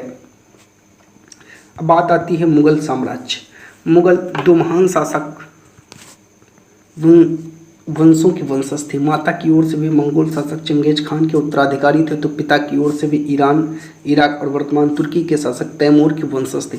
परंतु मुगल अपने को मंगोल कहलवाना पसंद नहीं करते थे, क्योंकि चंगेज खान की स्मृतियां सैकड़ों व्यक्तियों के नरसंहार से जुड़ी थी। दूसरी तरफ मुगल तैमूर के वंशज होने पर गर्व करते थे, क्योंकि उनके इस महान पूर्वज ने 1398 पर दिल्ली पर कब्जा कर लिया था। मुगल राजत्व का दावा जो है वो जन्म सिद्ध अधिकार के रूप में करते हैं। मुगल सैन्य अभियान। मुगल शासक बाबर की उम्र केवल 12 वर्ष की थी जब मंगोलों की दूसरी शाखा उज्बेकों के आक्रमण के कारण उसने अपनी पैतृक गद्दी को छोड़नी पड़ी। अनेक वर्षों तक भटकने के बाद 1504 में काबुल पर कब्जा कर लिया और 26 में दिल्ली के सुल्तान इब्राहिम लोदी को पानीपत में हराया और दिल्ली और आगरा पर कब्जा कर लिया। ये दोनों डेट इंपॉर्टेंट है, याद रख लीजिएगा। 16वीं शताब्दी के युद्ध में तोप और गोलाबारी का पहली बार इस्तेमाल हो। मोस्ट इंपॉर्टेंट लाइन है। बाबर ने इसका पानीपत की पहली लड़ाई में बहुत विशेष ढंग से प्रयोग किया था। युद्ध में प्रयोग होने वाले बारूद की तकनीकी भारत में 14वीं सदी में लाई गई। आग्नेयास्त्रों के लिए इसका प्रयोग सबसे पहले गुजरात, मालवा और दक्कन जैसे प्रदेशों में हुआ। आरंभिक 16वीं सदी में बाबर द्वारा इसका प्रयोग किया गया था। याद रखिएगा। मुगल सम्राट, प्रमुख अभियान और घटनाओं की चर्चा करते हैं। चलिए, बाबर का समय है 26 से 30। चलिए बात करते हैं। इब्राहिम लोदी ने उसके अफगान समर्थकों को बाबर ने 1526 में पानीपत के मैदान में हराया। 27 में खानमा में राणा सांगा राजपूत राजाओं और उनके समर्थकों को हराया। 28 में चंदेरी में राजपूतों को हराया। अपनी मृत्यु से पहले उसने आगरा में मुगल नियंत्रण स्थापित कर लिया। हुमायूं की बात करते हैं। इसका 2 टाइम पीरियड है, 30 से 40 और 55 से 56। बीच में इसको हरा करके शेर शाह सूरी शासक बन जाता है सूरवंश का। हुमायूं ने अपने पिता की वसीयत के अनुसार जायदाद का बंटवारा अपने प्रत्येक भाई को एक प्रांत दिया। उसके 4 भाई थे ये। उसके भाई मिर्जा कामरान की महत्वाकांक्षाओं के कारण हुमायूं अपने अफगान प्रतिद्वंदियों के सामने फीका पड़ गया। शेर खान ने हुमायूं को 2 बार 1539 में चौसा और 1540 में कन्नौज में पराजित किया। इस पराजय से ईरान की ओर भागने को मजबूर हो जाता है जो है आपका हुमायूं। ईरान में हुमायूं ने सफाविद शाह की मदद ली और 1555 में दिल्ली पर पुनः कब्जा कर लिया। परंतु अगले वर्ष इसी इमारत में एक दुर्घटना से उसकी मृत्यु हो जाती है, जिसे कहा जाता है जहां पनाह, जो है एक कह सकते हैं पुस्तकालय थी जिसकी सीढ़ियों से गिर करके जो है मर जाता है। अकबर की बात करते हैं 1556 से 1605। अकबर 13 वर्ष की अल्पायु में सम्राट बना। 85 से 1605 के मध्य अकबर ने साम्राज्य का विस्तार किया। उत्तर पश्चिम में अभियान चलाए, सफावितों को हराकर कांधार पर कब्जा किया और कश्मीर को भी जोड़ लिया। मिर्जा हाकिम की मृत्यु के पश्चात काबुल को भी उसने अपने राज्य में मिला लिया। 1570 में जब जो है अकबर फतेहपुर सीकरी में था तो उसने ब्राह्मण, जेसुइट पादरियों और जरतुस्त्र धर्म के अनुयायियों के साथ धर्म के मामलों पर चर्चा शुरू कर दी और ये चर्चाएं इबादत खाना में हुई और ये 1575 में इबादत खाना शुरू करता है। इस विचार विमर्श से अकबर की समझ बनी कि विद्वान धार्मिक रीति और मतान्धता पर बल देते हैं, वे अक्सर कट्टर होते हैं। उनकी शिक्षा प्रजा के बीच विभाजन और असमंजस पैदा करते हैं। ये अनुभव यहाँ वाह रहेगा। अकबर को सुलह ए कुल सर्वत्र शांति के विचार की ओर ले गया। उसने सोचा कि अलग अलग धर्म और अलग अलग मान्यताएं से लोगों में आपस में मनमुटाव होता तो क्यों ना सब धर्मों को मिलाकर के एक समभाव धर्म बना दिया जाए। मतान्धता ऐसी व्याख्या या कथन होता है जिसे अधिकारपूर्ण कहकर यह आशा की जाए कि इस पर बिना कोई प्रश्न उठाए उसे स्वीकार कर लिया जाएगा। अकबर द्वारा निर्मित आगरा के किले का निर्माण हेतु 2000 पत्थर काटने वालों, 2000 सीमेंट व चूना बनाने वालों तथा 8000 मजदूरों की आवश्यकता पड़ी थी। जहांगीर की बात करते हैं 1605 से 1627। जहांगीर ने अकबर के सैन्य अभियानों को आगे बढ़ाया। मेवाड़ के सिसोदिया शासक अमर सिंह ने मुगलों की सेवा स्वीकार की। इसके बाद सिखों, अहोमों और अहमदनगर के खिलाफ अभियान चलाए जो पूर्णतः सफल नहीं हुए। जहांगीर के शासन के अंतिम वर्षों में राजकुमार खुर्रम जो बाद में सम्राट शाहजहां कहलाया, उसने विद्रोह कर दिया। मेहरुन्निसा ने 1611 में जहांगीर से विवाह किया और उसे नूरजहां का खिताब मिला। नूरजहां हमेशा जहांगीर के प्रति अत्यधिक वफादार रही। बात करते हैं शाहजहां की 1627 से 1658। दक्कन में शाहजहां के अभियान जारी रहे। 1657-58 में शाहजहां के पुत्रों के बीच उत्तराधिकार को लेकर झगड़ा शुरू हो गया। औरंगजेब की बुझी हुई दारासिकों समेत उसके तीनों भाइयों को मौत के घाट उतार दिया। औरंगजेब ने अपने ही तीनों भाइयों को, शाहजहां को उसकी शेष जिंदगी के लिए आगरा में कैद कर दिया। वहीं पर बाद में वो मर जाते हैं। औरंगजेब 1658 से 1707। 1663 में उत्तर पूर्व में अहोमों की पराजय हुई, परंतु इन्होंने 1680 में पुनः विद्रोह कर दिया। उत्तर पश्चिमी यूसुफशाही और सिखों के विरुद्ध अभियानों को अस्थायी सफलता मिली। मराठा सरदार शिवाजी के विरुद्ध मुगल अभियान प्रारंभ में सफल हुआ, परंतु औरंगजेब ने शिवाजी का अपमान किया और शिवाजी आगरा स्थित मुगल कैदखाने से भाग निकले। उन्होंने अपने को स्वतंत्र शासक घोषित करने के पश्चात मुगलों के विरुद्ध पुनः अभियान चलाए। राजकुमार अकबर ने औरंगजेब के विरुद्ध विद्रोह किया, जिसमें उसे मराठों और दक्कन की सल्तनत का सहयोग मिला। अकबर के विद्रोह के पश्चात औरंगजेब ने दक्कन के शासकों के विरुद्ध सेनाएं भेजी। 1685 में बीजापुर, 1687 में गोलकोंडा को मुगलों ने अपने राज्य में मिला लिया। औरंगजेब को उत्तर भारत में सिखों, जाटों और सनातनियों, उत्तर पूर्व में अहोमों और दक्कन के मराठों के विद्रोहों का सामना करना पड़ा। उसकी मृत्यु के पश्चात उत्तराधिकार के लिए युद्ध शुरू हो गया। उसकी मृत्यु होती है 1707 में, ये भी याद रखिएगा। उत्तराधिकार की मुगल परंपरा क्या है, यहाँ से अक्सर क्वेश्चन बनता है, कई बार पूछा गया, याद रखिएगा। मुगल ज्येष्ठाधिकार के नियम में विश्वास नहीं करते थे। ज्येष्ठ पुत्र को अपने पिता के राज्य का उत्तराधिकारी होता था ज्येष्ठाधिकार में। इसके विपरीत उत्तराधिकार में सहदायत कि मुगल और तैमूर वंशों की प्रथा को अपनाते थे, जिसमें उत्तराधिकार का विभाजन समस्त पुत्रों में कर दिया जाता। मोस्ट इंपॉर्टेंट है, कई बार यहाँ से क्वेश्चन बना है। मनसबदार। मनसबदार शब्द का प्रयोग ऐसे व्यक्तियों के लिए होता था जिन्हें कोई मनसब यानी कोई सरकारी हैसियत अथवा पद मिलता है। मुगलों द्वारा चलाई गई श्रेणी व्यवस्था थी जिसके जरिए पद, वेतन और सैन्य उत्तरदायित्व निर्धारित किए जाते थे। मनसबदार अपना वेतन राजस्व एकत्रित करने वाली भूमि के रूप में पाते थे, जिन्हें जागीर, एक भूमि कह दिया गया। इसे ही कहा गया ये तुम्हारी जागीर है, यही तुम्हारा मनसब है, और तकरीबन एकताओं के समान ही ये होती थी। जात की श्रेणियाँ तो 5000 जात, इनका जो दर्जा है वो 1000 से ऊपर, और अकबर के शासनकाल में 29 ऐसे मनसबदार थे जो 5000 की पदवी पर थे, और औरंगजेब के समय 79। तो यहाँ पर मोस्ट इम्पॉर्टेंट है, आपसे कई बार एग्जाम में पूछा गया कि सबसे ज़्यादा 5000 वाले मनसबदार किसके यहाँ थे, तो आप कह सकते हैं, आपको दिखाया गया है ना कि 79 औरंगजेब के। और अगर आपसे पूछ ले कि अकबर के, तो 29 याद रखिएगा। जब्त और जमींदार। मुगलों की आमदनी का प्रमुख साधन किसानों की उपज से मिलने वाले राजस्व। अधिकतर स्थानों पर किसान ग्रामीण कुलीन यानी कि मुखिया या स्थानीय सरदारों के माध्यम से राजस्व देते थे। समस्त मध्यस्थों के लिए, चाहे वो स्थानीय ग्राम के मुखिया हों या फिर शक्तिशाली सरदार हों, मुगल एक ही शब्द जमींदार का प्रयोग करते थे। अकबर के राजस्व मंत्री टोडरमल ने 10 साल 70 से 80 मतलब 1570 से 1580 की कालावधि के लिए कृषि की पैदावार, कीमत और कृषि भूमि का सावधानीपूर्वक सर्वेक्षण किया। इन आंकड़ों के आधार पर प्रत्येक वर्ष नकद के रूप में राजस्व निश्चित कर दिया गया। प्रत्येक सूबे, अर्थात इसको प्रांत भी कहा जाता था, राजस्व मंडलों में बांटा गया और प्रत्येक की हर फसल के लिए राजस्व दर की अलग अलग सूची बनाई गई। राजस्व प्राप्त करने की इस व्यवस्था को जब्त कहा जाता था, याद रखिएगा। अकबरनामा और आईने अकबरी, कई बार यहाँ से प्रश्न बना है, जरूर अच्छे से एक बार देख लीजिएगा। अकबर ने अपने करीबी मित्र दरबारी अबुल फजल को आदेश दिया कि उनके शासनकाल का इतिहास लिखें। अबुल फजल ने यह इतिहास 3 जिल्दों में लिखा। इसका शीर्षक अकबरनामा है, उसका नाम है अकबरनामा।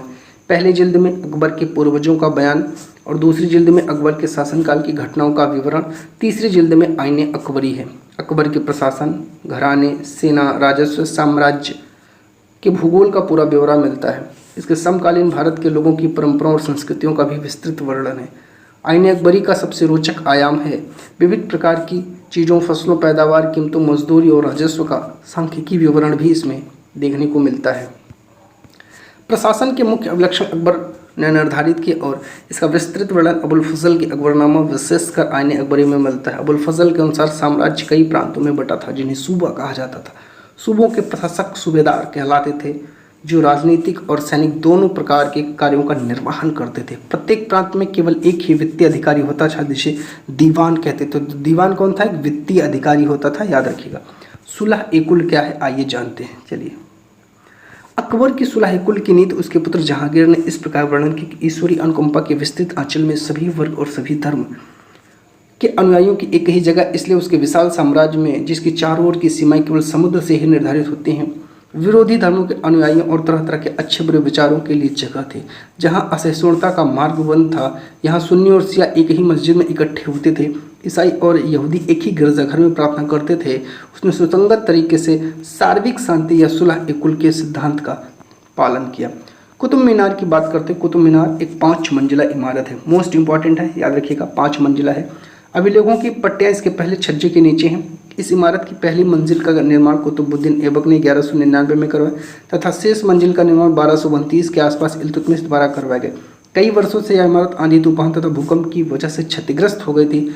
अलाउद्दीन खिलजी, मोहम्मद तुगलक, फिरोज शाह तुगलक, इब्राहिम लोदी ने इसका मरम्मत भी करवाया है। बात करते हैं राजस्थान के बूंदी में स्थित रानी जी की बावड़ी उन 50 बावड़ियों में सबसे बड़ी थी जिसका निर्माण पानी की आवश्यकता की पूर्ति के लिए किया गया। यह स्थापत्य सुंदरता के लिए विख्यात इस बावड़ी का निर्माण 1699 ईस्वी में रानी नाथावत जी ने, जो बूंदी के राजा अनिरुद्ध सिंह की रानी थी, इनके द्वारा किया गया था। शिव की स्तुति में बनाए गए कंदरिया महादेव मंदिर का निर्माण चंदेल शासक राजा धंगदेव द्वारा 999 में किया गया था 999 ईस्वी में। खजुराहो समूह में राजकीय मंदिर सम्मिलित थे। यहाँ सामान्य जनमानस को जाने की अनुमति नहीं थी। ये मंदिर सुपरिष्कृत उत्कीर्ण मूर्तियों से अलंकृत थे। बात करते हैं अभियांत्रिकी कौशल तथा निर्माण कर तंजावुर के राजराजेश्वर मंदिर की बात करते हैं। चलिए बात करते हैं तंजावुर के राजराजेश्वर मंदिर। तंजावुर के राजराजेश्वर मंदिर का शिखर उस समय के मंदिरों में सबसे ऊंचा था। शिखर के शीर्ष पर 90 टन का पत्थर ले जाने के लिए वास्तुकारों ने मंदिर के शीर्ष तक पहुंचने के लिए 4 किलोमीटर का चढ़ाई रास्ता बनाया ताकि चढ़ाई के लिए बहुत खड़ी ना हो सके। बाद रोलरों द्वारा भारी पत्थरों को इस रास्ते से ऊपर ले आया गया। मंदिर के पास के गांव को चारूपल्लम कहा जाता है जिसका शाब्दिक अर्थ होता है चढ़ाईदार रास्ते का गांव। एक अभिलेख से इस बात का संकेत मिलता है कि इस मंदिर का निर्माण राजा राजदेव ने अपने देवता राजराजेश्वरम की उपासना हेतु किया था। चोल राजाओं की राजधानी तंजावुर थी। कावेरी नदी तंजावुर नगर के पास बहती थी। तंजावुर का निकटवर्ती नगर उरैयूर था। तंजावुर का एक मंदिर नगर का भी उदाहरण है। मंदिर नगर नगरीकरण का एक अत्यंत महत्वपूर्ण प्रतिरूप नगरीकरण नगरों के विकास की प्रक्रिया प्रस्तुत करते हैं। मंदिर, मस्जिद और हौजों का निर्माण। मुसलमान सुल्तान तथा बादशाह स्वयं को भगवान के अवतार होने का दावा तो नहीं करते थे, किंतु फारसी दरबारी इतिहासों में सुल्तान का वर्णन अल्लाह की परछाई के रूप में हुआ है। दिल्ली की एक मस्जिद के अभिलेखों से पता चलता है कि अल्लाह ने अलाउद्दीन को शासक के लिए इसीलिए चुना था क्योंकि उसमें अतीत के महान विविध कर्ताओं मूसा और सुलेमान की विशेषताएं मौजूद हैं। सबसे महान विविधकर्ता और वास्तुकार अल्लाह स्वयं है। उसने अव्यवस्था को दूर करके विश्व का सृजन किया है तथा एक व्यवस्था और संतुलन कायम किया है। सुल्तान इल्तुतमिश ने दिल्ली एक कोहना के एकदम निकट एक विशाल तालाब का निर्माण करके व्यापक सम्मान प्राप्त किया है। इस विशाल जलाशय को हौज सुल्तानी अथवा राजा का तालाब कहा जाता था। फारसी शब्द आबाद और आबादी आब शब्द से निकले हैं जिसका अर्थ है पानी। आबाद शब्द उस जगह के लिए इस्तेमाल होता है जहाँ बसावट हो। इसका एक अन्य अर्थ खुशहाली भी है। आबादी का अर्थ जनसंख्या एवं समृद्धि दोनों ही है। राजा मंदिरों का निर्माण अपनी शक्ति, धन संपदा, ईश्वर के प्रतिनिष्ठा प्रदर्शन हेतु करते थे। ऐसे में यह बात आश्चर्यजनक नहीं लगती है कि जब उन्होंने एक दूसरे के राज्यों पर आक्रमण किया तो उन्होंने प्राय ऐसी इमारतों पर निशाना साधा। 9वीं शताब्दी के आरंभ में जब पांड्य राजा श्रीवल्लभ ने श्रीलंका पर आक्रमण कर राजा सेन प्रथम जिसे राजसेन भी कहते हैं, 1831 से 1851 को पराजित किया। उस विषय में बौद्ध भिक्षु व इतिहासकार धम्मकीर्त ने लिखा कि सारी बहुमूल्य चीज़ें वो ले गया। रत्न महल में रखी स्वर्ण की बनी बुद्ध की मूर्ति, विभिन्न मठों में रखी सोने की प्रतिमाओं, इन सभी को उसने जब्त कर लिया था। अगले सिंहली शासक सेन द्वितीय ने अपने सेनापति को पांड्यों की राजधानी मदुरई पर आक्रमण करने का आदेश दिया। बौद्ध इतिहासकार ने लिखा कि इस अभियान में बुद्ध की स्वर्ण मूर्तियों को ढूंढ निकालने व वापस लाने हेतु प्रयास किए गए। 11वीं शताब्दी के आरंभ में चोल राजा राजेंद्र प्रथम ने अपनी राजधानी शिव मंदिर का निर्माण कराया था। उसने पराजित शासकों से जब्त की गई उत्कृष्ट प्रतिमाओं को इससे भर दिया। इनमें निम्न चीज़ें सम्मिलित थी: चालुक्यों से प्राप्त एक सूर्य पीठिका, एक गणेश मूर्ति, दुर्गा की कई मूर्तियां, पूर्वी चालुक्यों से प्राप्त नंदी की मूर्ति, उड़ीसा के कलिंगों से प्राप्त भैरव शिव का एक रूप है, भैरवी की एक प्रतिमा, बंगाल के पालों से प्राप्त काली की मूर्ति। मंदिर के कर्ता मंदिर को जो मंदिर के कर्ता रहता मंदिर के धन को व्यापार एवं साहूकारी में लगाते थे। समय के साथ बड़ी संख्या में पुरोहित, पुजारी, कामगार, शिल्पी, व्यापारी आज मंदिर उसके दर्शनार्थियों एवं तीर्थयात्रियों की आवश्यकताओं को पूरा करने के लिए मंदिर के आसपास बसते गए। इस प्रकार मंदिर नगरों का विकास हुआ। जैसे मध्य प्रदेश में जो है भिल्लान में स्वामी भीलसा व विदिशा और गुजरात में सोमनाथ कुछ अन्य महत्वपूर्ण मंदिर नगर, तमिलनाडु में कांचीपुरम, मदुरै और आंध्र प्रदेश में तिरुपति तीर्थ स्थल भी धीरे धीरे नगरों के रूप में विकसित होते गए। वृंदावन उत्तर प्रदेश, तिरुन्नमलई तमिलनाडु ऐसे नगरों के दो उदाहरण जो अजमेर राजस्थान 12वीं शताब्दी में चौहान राजाओं की राजधानी था। आगे चलकर मुगलों के शासनकाल में वह सूबा मुख्यालय बन गया। यह नगर धार्मिक अस्तित्व का एक उत्कृष्ट उदाहरण प्रस्तुत करता है। सुप्रसिद्ध सूफी संत ख्वाजा मोइनुद्दीन चिश्ती जहाँ 12वीं शताब्दी में बस गए थे। अजमेर के पास ही पुष्कर सरोवर तीर्थयात्री आते हैं। यहाँ प्राचीन काल से ही बाग मकबरे किले हैं। मुगलों के अधीन वास्तुकला और अधिक जटिल हो गई। बाबर, हुमायूं, अकबर, जहांगीर, विशेष रूप से शाहजहां साहित्य कला और वास्तुकला में व्यक्तिगत रुचि लेते थे। अपनी आत्मकथा में बाबर ने औपचारिक बागों की योजना और उनके बनाने में अपनी रुचि का वर्णन किया। हुमायूं के मकबरे का निर्माण लाल संगमरमर से हुआ था, लाल बलुआ पत्थर जिसमें यूज हुआ था। ठीक है, इसके किनारे कुछ सफ़ेद पत्थर भी लगे थे। शासन के आरंभिक वर्षों में शाहजहां की राजधानी आगरा थी। शाहजहां ने आगरा का ताजमहल का निर्माण कराया जिसका 1643 ईस्वी में कार्य पूरा हुआ था। अकबर की राजधानी फतेहपुर सीकरी थी। फतेहपुर सीकरी की कई इमारतों पर गुजरात व मालवा की वास्तुकला शैलियों का प्रभाव भी दिखाई पड़ता है। जोधा भाई महल फतेहपुर सीकरी में है। गुजरात क्षेत्र की वास्तुकला परंपराओं से प्रभावित है। चर्च की बात करते हैं। 12वीं शताब्दी में फ्रांस में आरंभिक भवनों की तुलना में अधिक ऊंचे व हल्के चर्चों के निर्माण के प्रयास शुरू किए। वास्तुकला की शैली गोथिक के नाम से जानी जाती है। इस शैली की विशेषताएं नुकीले ऊंचे मेहराब, रंगीन कांच का प्रयोग जिसमें प्राय बाइबल से लिए गए चित्रों का जो है दृश्यों का चित्रण है। उड़ते हुए जो है आपको पुछते हैं। घंटे वाले बुर्ज बाद में चर्च से जुड़े दूर से ही दिखने वाली ऊंची मीनार और घंटी वाले बुर्ज बाद में से जुड़े जाते हैं। बात करते हैं कांसा, घंटा धातु और लुप्तमोम तकनीकी क्या होती है, आइए जानते हैं। कांसा एक मिश्र धातु जो तांबे और रांगे अर्थात टिन के मेल से बनती है। घंटा धातु में रांगे का अनुपात किसी भी अन्य किस्म के कांसे से अधिक होता है। एक घंटे जैसे ध्वनि उत्पन्न करती है। चोलकालीन कांस्य मूर्तियाँ लुप्तमोम तकनीकी से बनाई जाती थी। व्यापारियों का संघ। व्यापारियों अनेक राज्यों जंगलों से कर गुजरना पड़ता था, इसलिए आमतौर पर काफिले बना करके एक साथ यात्रा करते थे। अपने हितों की रक्षा के लिए व्यापारी संघ या गिल्ड बनाते थे। दक्षिण भारत में 8वीं शताब्दी और पूर्ववर्ती काल में अनेक ऐसे संघ थे। उनमें सबसे प्रसिद्ध था मणिग्रामम और नाना देशी थे। बात करते हैं आगे। अनंतराज सागर जलाशय का निर्माण हुआ। कृष्णदेवराय ने दो पहाड़ियों के बीच एक विशाल प्रस्तर बांध का निर्माण विजयनगर के निकट एक विशाल झील के निर्माण के लिए किया, जहां से जल को जलसंतु और नहरों द्वारा बगीचों और खेतों की सिंचाई के लिए पहुंचाया जाता था। 1565 में दक्कनी सुल्तानों गोलकुंडा, बीजापुर, अहमद बरार वेदर के शासकों के हाथों विजयनगर की पराजय के बाद हम्पी का विनाश हो गया था। सूरत ओरमुज की खाड़ी से होकर पश्चिम एशिया के साथ व्यापार करने का एक मुख्य द्वार था। याद रखिएगा, सूरत को मक्का का प्रस्थान द्वार भी कहा जाता है। मोस्ट इंपॉर्टेंट है, पूछा जाता है क्योंकि बहुत से हज यात्री जहाज से यहीं से रवाना होते हैं। सूरत एक सर्वदेशी नगर था जहां सभी धर्मों जातियों के लोग रहते थे। 17वीं शताब्दी में वहां पुर्तगाली, डच, अंग्रेज़ों के कारखाने और माल गोदाम थे। अंग्रेज इतिहासकार ओबिंगटन ने 1689 में सूरत बंदरगाह का वर्णन करते हुए लिखा कि किसी भी एक वक्त पर भिन्न भिन्न देशों के औसतन 100 जहाज इस बंदरगाह पर लंगर डाल खड़े देखे जा सकते थे। सूरत के वस्त्र जो हैं बात करते हैं सूरत के वस्त्र अपने सुनहरे गोटा किनारियों के लिए प्रसिद्ध थे। उनके लिए पश्चिम एशिया, अफ्रीका और यूरोप में बाजार उपलब्ध थे। सूरत से जारी की गई हुंडिया एक जो है दूर दूर तक मिस्र में काहिरा, इराक में बसरा और बेल्जियम में एंटवर्प के बाजारों में मान्यता प्राप्त थी। 1668 ईस्वी में अंग्रेजी ईस्ट इंडिया कंपनी ने सूरत में अपना पहला मुख्यालय खोला। इम्पॉर्टेंट है, आज सूरत एक महत्वपूर्ण वाणिज्यिक केंद्र है। वाणिज्यिक केंद्र एक ऐसा स्थान जहाँ विभिन्न जो है उत्पादन केंद्रों से आने वाला माल खरीदा और बेचा जाता है। मसूलीपट्टनम में मछलीपट्टनम नगर कृष्णा नदी के डेल्टा पर स्थित है। यहाँ आंध्र तट का सबसे महत्वपूर्ण पत्तन बन गया था। मसूलीपट्टनम का किला हॉलैंड वासियों ने बनाया था। अंग्रेजी ईस्ट इंडिया कंपनी ने एक गुमास्ते विलियम मेथवर्ड ने 1620 में मसूलीपट्टनम का वर्णन किया कि यह गोलकुंडा का मुख्य पत्तन है। यहाँ ईस्ट इंडिया कंपनी अपना एजेंट रखती है।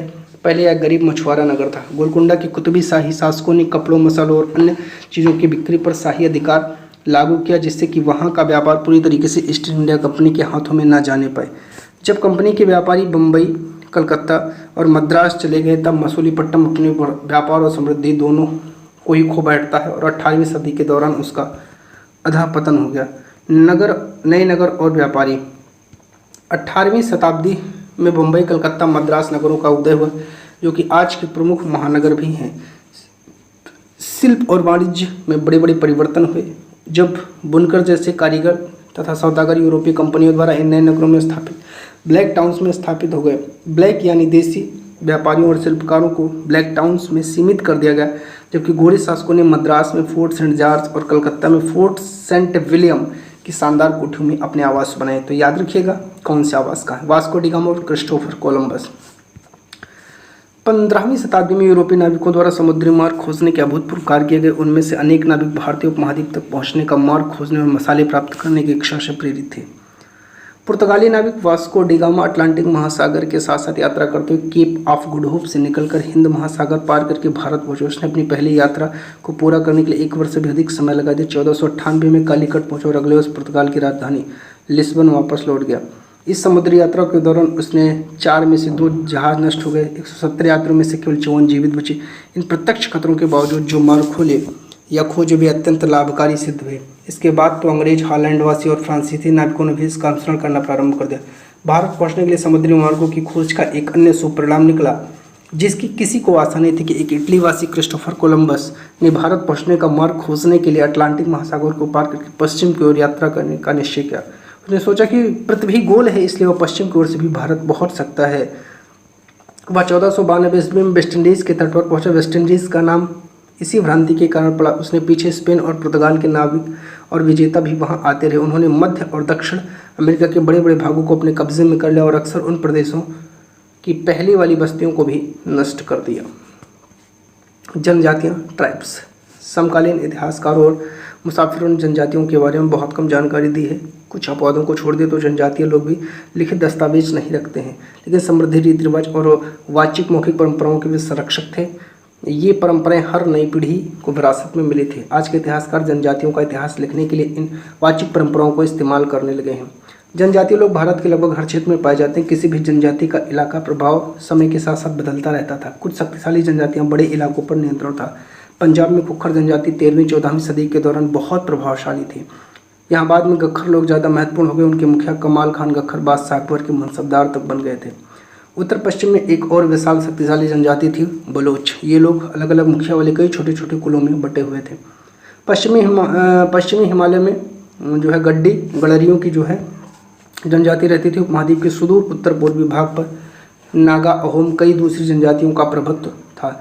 बिहार और झारखंड के कई इलाकों में 12वीं सदी तक चेर सरदारशाहियों का उदय हो चुका था। बादशाह अकबर के प्रसिद्ध सेनापति राजा मान सिंह 1591 में चेर लोगों पर हमला किया, उन्हें परास्त किया। मुगल सेना ने चेर लोगों के कई किलों पर कब्जा किया। इस क्षेत्र में रहने वाली महत्वपूर्ण जनजातियों में मुंडा और संथाल थे, यद्यपि ये उड़ीसा और बंगाल में भी रहते थे। कर्नाटक और महाराष्ट्र की पहाड़ियों में भी कोली, विराद, कई दूसरी जनजातियों के निवास स्थान थे। कोली लोग गुजरात के कई इलाकों में रहते थे। भीलों की बड़ी जनजाति पश्चिमी और मध्य भारत में फैले हुए थे। मौजूदा छत्तीसगढ़, मध्य प्रदेश, महाराष्ट्र, आंध्र प्रदेश में गोंड बड़ी तादाद में फैले हुए थे। खानाबदोश और भ्रमणशील समूह, बात करते हैं ये कौन है। खानाबदोश घुमंतु लोग होते थे। खानाबदोश चरवाहे अपने जानवरों के साथ दूर दूर घूमते थे। उनका जीवन दूध और अन्य पश्चात उत्पादों पर निर्भर था। वे खेतीहर गृहस्थों से अनाज, कपड़े, बर्तन, ऐसी ही चीज़ों के लिए ऊन, घी इत्यादि का विनियमन करते थे। उनमें कई पशुचारी होते थे जो अपने रेवड़ और पशुवृंद के साथ एक चारागाह से दूसरे चारागाह पर घूमते थे। बंजारा लोग सबसे महत्वपूर्ण व्यापारी खानाबदोश थे। उनका कारवां टांडा कहलाता था। सुल्तान अलाउद्दीन खिलजी बंजारों का इस्तेमाल नगर के बाजारों तथा अनाज की ढुलाई के लिए करते थे। 17वीं सदी के अंत में भारत आने वाले एक अंग्रेज व्यापारी पीटर मंडी ने बाजारों का वर्णन किया कि सुबह हमारी मुलाकात बंजारों के एक टांडा से, जिसमें 14,000 बैल थे। सारे पशु गेहूं और चावल जैसे अनाज से लदे हुए थे। ये बंजारे लोग अपनी पूरी घर गृहस्थी, बीबी बच्चे अपने साथ लेकर चलते थे। एक टांडा में कई परिवार होते थे। गोंड लोग गोंडावाला विशाल वन प्रदेश में रहते थे। वे स्थानीय कृषि, शिफ्टिंग कल्टीवेशन अर्थात जगह बदलकर खेती करते थे। विशाल गोंड जनजाति कई छोटे छोटे कुलों में बटे हुए थे। प्रत्येक कुल का अपना राजा होता था। जिस समय दिल्ली के सुल्तानों की ताकत घटल थी, उसी समय कुछ बड़े गोंड राजा छोटे गोंड सरदारों पर हावी होने लगे थे। अकबर के शासन काल के एक इतिहास में अकबरनामा में उल्लिखित कि गढ़कटंगा के गोंड राज्य में करीब 70,000 गाँव थे। गढ़कटंगा के गोंड राजा अमरदास ने संग्राम शाह की उपाधि की। उसके पुत्र दलपत ने महोबा के चंदेल राजपूत राजा सालबाहन की पुत्र राजकुमारी दुर्गावती से विवाह किया था। दलपत की मृत्यु कम उम्र में हो गई थी। रानी दुर्गावती बहुत युक्त थी। उस समय 5 साल के पुत्र वीर नारायण के नाम पर शासन की कमान संभाली। उस समय में राज्य का अधिक विस्तार हुआ। 1565 में आसिफ खान के नेतृत्व में मुगल सेनाओं ने गढ़कटंगा पर हमला किया। रानी दुर्गावती ने इसका जमकर सामना किया। उसकी हार हुई। उसने समर्पण करने के बजाय मर जाना बेहतर समझा। उसका पुत्र भी तुरंत बाद लड़ता हुआ मारा जाता है। अहोम लोग मौजूदा म्यांमार से आकर 13वीं सदी में ब्रह्मपुत्र घाटी में आकर बस गए। उन्होंने भूमिया अर्थात भूस्वामी लोगों की पुरानी राजनीतिक व्यवस्था का दमन करके नए राज्य की स्थापना की। 1660 तक आते आते उच्च स्तरीय बारूद और तोपों का निर्माण करने में सक्षम हो जाते हैं। अहोम लोग दक्षिण पश्चिम से कई आक्रमणों का सामना करना पड़ा। 1662 में मिर्जुमला के नेतृत्व में मुगलों ने अहोम पर राज्य पर हमला किया। इसमें अहोम लोगों की पराजय हुई। अहोम राज्य बेगार पर निर्भर था। राज्य के लिए जिन लोगों से जबरन काल लिया जाता था वो पाइक कहलाते थे। ये इंपॉर्टेंट है, कई बार यहाँ से प्रश्न आया है। अहोम समाज कुलों में विभाजित था जिन्हें खेल कहा जाता था। एक खेल के नियंत्रण में प्राय कई गांव होते थे। किसान को अपने ग्राम समुदाय के द्वारा जमीन दी जाती थी। समुदाय की सहमति के बगैर राजा तक इसे वापस नहीं ले सकता था। मंगोल इतिहास में सबसे प्रसिद्ध जो है पशुचारी शिकारी संग्राहक जनजाति मंगोलों की थी। मध्य एशिया के घास के मैदान, स्टेपीज और थोड़ा उत्तर की ओर वन प्रांतों में बसे हुए थे। 1206 चंगेज खान ने मंगोल और तुर्की जनजातियों में एकता पैदा करके उन्हें एक शक्तिशाली सैन्य बल में बदल डाला। अपनी मृत्यु के समय 1227 में एक सुविस्तृत प्रदेश का शासक था। उसके उत्तराधिकारियों ने एक विशाल साम्राज्य खड़ा किया था।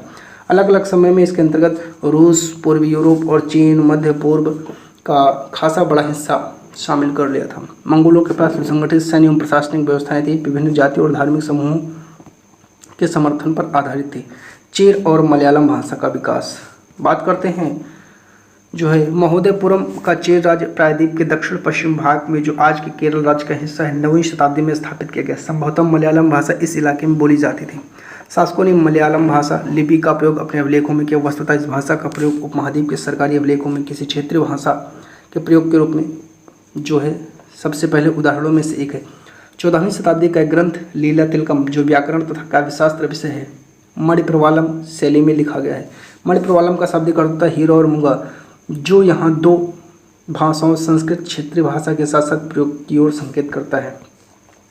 शासक और धार्मिक परंपरा की बात करते हैं।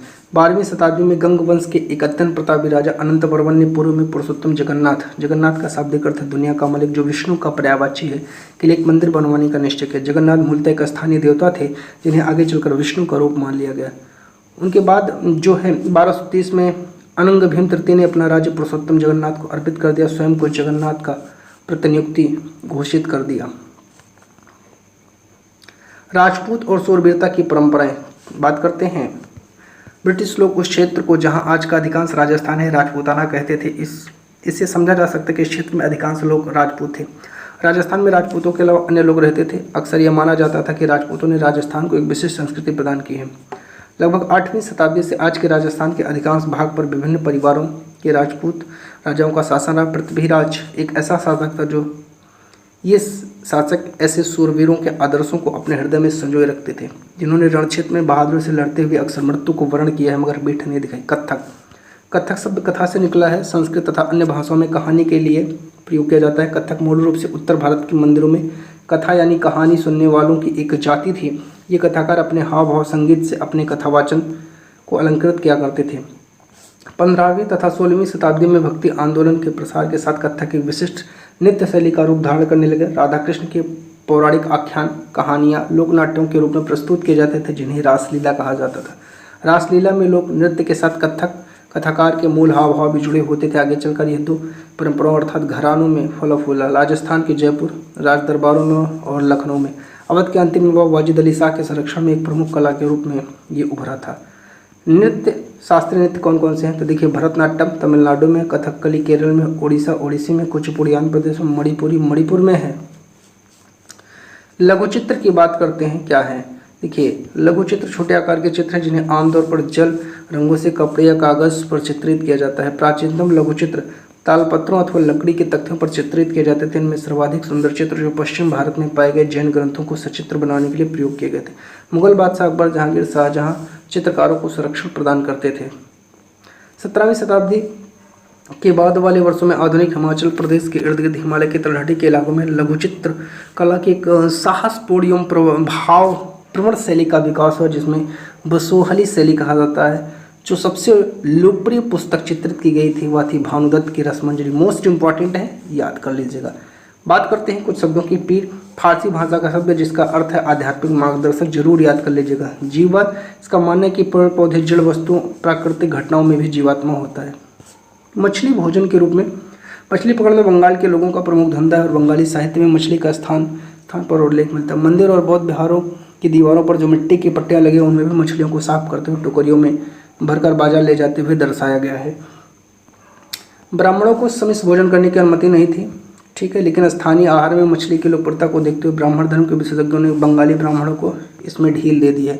बृहद धर्म पुराण जो बंगाल में रचित 13वीं शताब्दी का संस्कृत ग्रंथ है, इसमें स्थानीय ब्राह्मणों को कुछ खास किस्म की मछलियां खाने की अनुमति दी। मुगल साम्राज्य के पतन की चर्चा करते हैं। नादिर शाह अब्दाली 1739 में दिल्ली पर आक्रमण किया, ये डेट याद रखिएगा, इंपॉर्टेंट है। संपूर्ण नगर को लूटा और बड़ी भारी मात्रा में धन दौलत ले गया। वह तख्ते ताउस मयूर सिंहासन को अपने साथ ले गया। नादिर शाह के आक्रमण के बाद अफगान शासक अहमद शाह अब्दाली का आक्रमण का तांता लगा रहा। 48 से 61 के बीच उसने 5 बार भारत पर आक्रमण किया। ये दोनों मोस्ट इंपॉर्टेंट है, यहाँ से कई बार क्वेश्चन बने, भर के क्वेश्चन बने, याद कर लीजिएगा। 18वीं शताब्दी के दौरान मुगल साम्राज्य धीरे धीरे कई स्वतंत्र राज्यों में बिखर गया। नए राज्यों का उदय मोटे तौर पर 18वीं शताब्दी के बाद जो है राज्यों को 3 पारस्परिक समूह बांटा गया। अवध, बंगाल, हैदराबाद जैसे राज्य जो पहले मुगल के प्रांत थे, फिर ऐसे राज्य जो मुगल के पुराने शासनकाल में वतन जागीरों के रूप में स्वतंत्र थे। इसके कई राजपूत प्रदेश भी शामिल थे। तीसरी श्रेणी में मराठा, सिख, जाटों के राज्य आते हैं। ये विभिन्न जो है आकार के थे और इन्होंने कड़े और लंबे सशस्त्र संघर्ष के बाद मुगलों से स्वतंत्रता छीन कर ली थी। पुराने मुगल प्रांतों में जिन उत्तराधिकारी राज्यों का उद्भव, उनमें से 3 राज्य प्रमुख हैं, अवध, बंगाल, हैदराबाद। ये तीनों ही राज्य उच्च मुगल अभिजातों द्वारा स्थापित किए। इन तीनों राज्यों के संस्थापक सादत खान अवध के, मुर्शिद कुली खान बंगाल के, आसफ जाह हैदराबाद ऐसे व्यक्ति थे जिनका मुगल दरबार में उच्च स्थान था। हैदराबाद निजामुल मुल्क आसफ जाह 1724 से 48 जिसने हैदराबाद राज्य की स्थापना की, मुगल बादशाह फर्रुखशेर के दरबार का एक अत्यंत शक्तिशाली सदस्य था। हैदराबाद के निजाम ने निजी सैनिकों का जो है एक वर्णन जो सन 1790 में इस प्रकार का था। निजाम के पास 400 हाथियों की सवारी, उसके आसपास कई हजार घुड़सवार, अत्यंत कुशल और अति सुंदर सजे हुए सवारों का सांकेतिक वेतन 100 रुपये से ज़्यादा था। अवध की बात करते हैं। बुरहानुल मुल्क शहादत खान ने 1722 में अवध का सूबेदार नियुक्त किया गया। मुगल साम्राज्य के विघटन होने पर जो है राज्य बने, उनमें यह राज्य सर्वाधिक महत्वपूर्ण राज्यों में से एक था। अवध एक समृद्धशाली प्रदेश था जो गंगा नदी के उपजाऊ मैदान में फैला हुआ था। उत्तरी भारत तथा बंगाल के बीच व्यापार का मुख्य मार्ग जो है इसी में से होकर गुजरता था। बंगाल की बात करते हैं। मुर्शिद कुली खां बंगाल के नवाब थे, यानी कि प्रांत के सूबेदार तक नियुक्त थे। मुर्शिद कुली खां औपचारिक रूप से सूबेदार कभी नहीं बना। उसने बहुत जल्द सूबेदार के पद से जुड़ी हुई सत्ता अपने हाथ में ले ली। राज्य और साहूकारों के बीच हैदराबाद तथा अवध में जो घनिष्ठ संबंध था वह अलीवर्दी खान के शासनकाल में 1740 से 56 में बंगाल में भी स्पष्ट दिखाई दिया। उसके शासनकाल में जगत सेठ साहूकार घराना अत्यंत समृद्धशाली हो गया था। राजपूत अंबर और जोधपुर के राजपूत घरानों में गुजरात और मालवा के लाभदायक सूबेदारों की सूबेदारी का दावा किया। जोधपुर के राजा अजीत सिंह को गुजरात की सूबेदारी, अंबर के सवाई राजा मोहन सिंह को मालवा की सूबेदारी मिल गई। बादशाह जहांदार शाह ने 1713 ईस्वी में इन राजाओं के इन पदों का नवीकरण कर दिया। बात करते हैं जोधपुर के राजघराने ने नागौर को जीत लिया, अपने राज्य में मिला लिया। दूसरी ओर अंबर ने भी बूंदी के बड़े बड़े हिस्सों पर अपना कब्जा कर लिया। सवाई राजा जय सिंह ने जयपुर में अपनी नई राजधानी स्थापित की। 1722 में आगरा की सूबेदारी दे दी। 1740 के दशक में राजस्थान में मराठों के अभियानों ने इन रजवाड़ों पर भारी दबाव डालना शुरू कर दिया, जिससे उनका अपना विस्तार आगे होने से रुक गया। अंबर के शासक सवाई जयसिंह ने दिल्ली, जयपुर, उज्जैन, मथुरा, वाराणसी 5 खगोलीय वेधशालाओं का निर्माण किया। ये मोस्ट इंपॉर्टेंट है। जंतर मंतर के नाम से विख्यात वेधशालाओं में खगोलीय पिंडों के अध्ययन कई उपकरण हैं। कई बार यहाँ से सीटेट में क्वेश्चन जरूर आया है, पिछली बार भी आया था, नोट कर लीजिएगा, इंपॉर्टेंट है। 1732 में एक फारसी वृत्तांत में राजा जय सिंह का वर्णन। राजा जय सिंह अपनी सत्ता की चरम सीमा पर थे। 12 वर्ष के लिए वे आगरा के सूबेदार, 5 से 6 वर्ष के लिए मालवा। उनके पास विशाल सेना थी, तोपखाना, भारी मात्रा में धन संपदा थी। उनका प्रभाव दिल्ली से लेकर नर्मदा नदी के तट तक फैला हुआ था। कई राजपूत शासकों ने मुगलों का अधिराजत्व स्वीकार किया, लेकिन मेवाड़ एकमात्र ऐसा राजपूत राज्य जिसने मुगल सत्ता को चुनौती दी।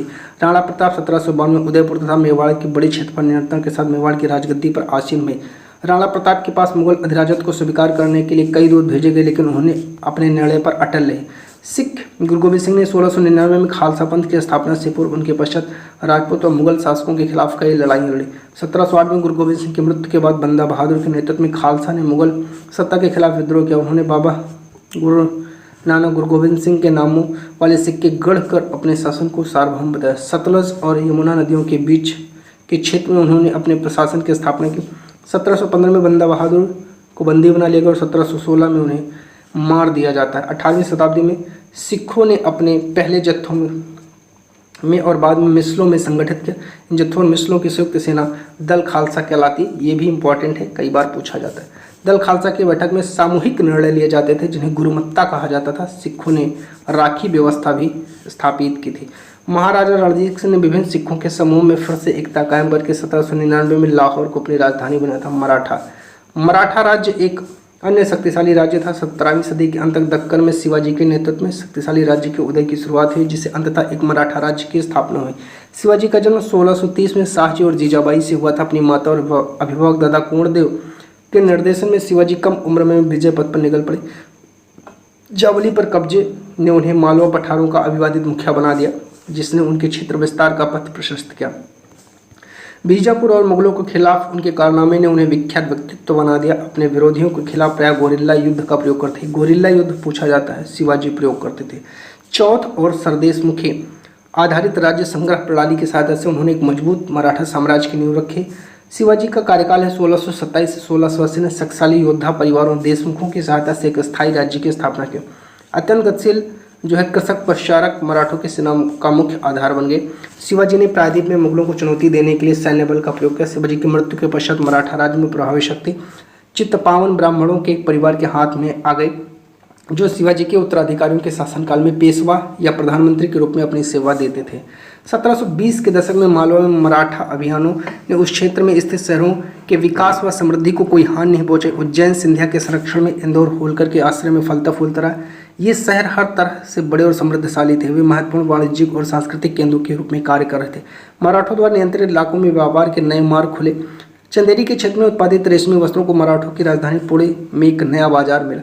बाजीराव प्रथम, जो बाजीराव बल्लाल के नाम से भी जाने जाते थे, पेशवा बालाजी विश्वनाथ के पुत्र व एक महान मराठा सेनापति थे। उन्होंने विंध्य के पार मराठा राज्य के विस्तार का श्रेय प्राप्त है। ये मालवा, बुंदेलखंड, गुजरात, पुर्तगालियों के खिलाफ सैन्य अभियानों के लिए भी जाने जाते हैं। चौथ कर जमींदारों द्वारा वसूले जाने भू राजस्व का 25% दक्कन में से मराठा वसूलते थे। तो पूछा जाता है 25% था, जबकि सरदेशमुखी 10, ऐसे याद रखिएगा, देशमुखी 10 था, चौथ 25% था। जाट की बात करते हैं। जाटों ने 17वीं और 18वीं शताब्दी में अपनी सत्ता सुदृढ़ की। अपने नेता चूड़ामल के नेतृत्व में दिल्ली के पश्चिम में स्थित क्षेत्र पर अपना नियंत्रण किया। 1680 के दशक तक आते आते उनका प्रभुत्व दिल्ली और आगरा के 2 शाही शहरों के बीच में शुरू हो गया विस्तृत होना। जाट समृद्ध कृषक थे। इनके प्रभुत्व क्षेत्र में पानीपत तथा बल्लभगढ़ से महत्वपूर्ण शहर व्यापारिक केंद्र बन गए। सूरजमल के राज्य में भरतपुर शक्तिशाली राज्य के रूप में उभरा। भरतपुर का किला काफ़ी हद तक पारंपरिक शैली में बनाया गया। वहीं दीग में जाटों के अंबर और आगरा की शैलियों का समन्वय करते हुए एक विशाल बाग महल बनाया।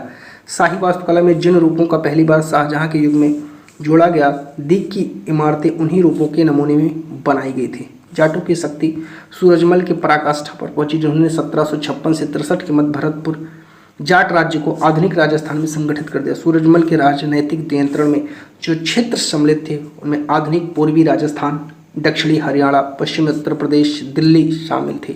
सूरजमल ने कई किले महल बनवाए, जिनमें भरतपुर का प्रसिद्ध लोहगढ़ का किला इस क्षेत्र में सबसे पुराने मजबूत किलों में से एक था।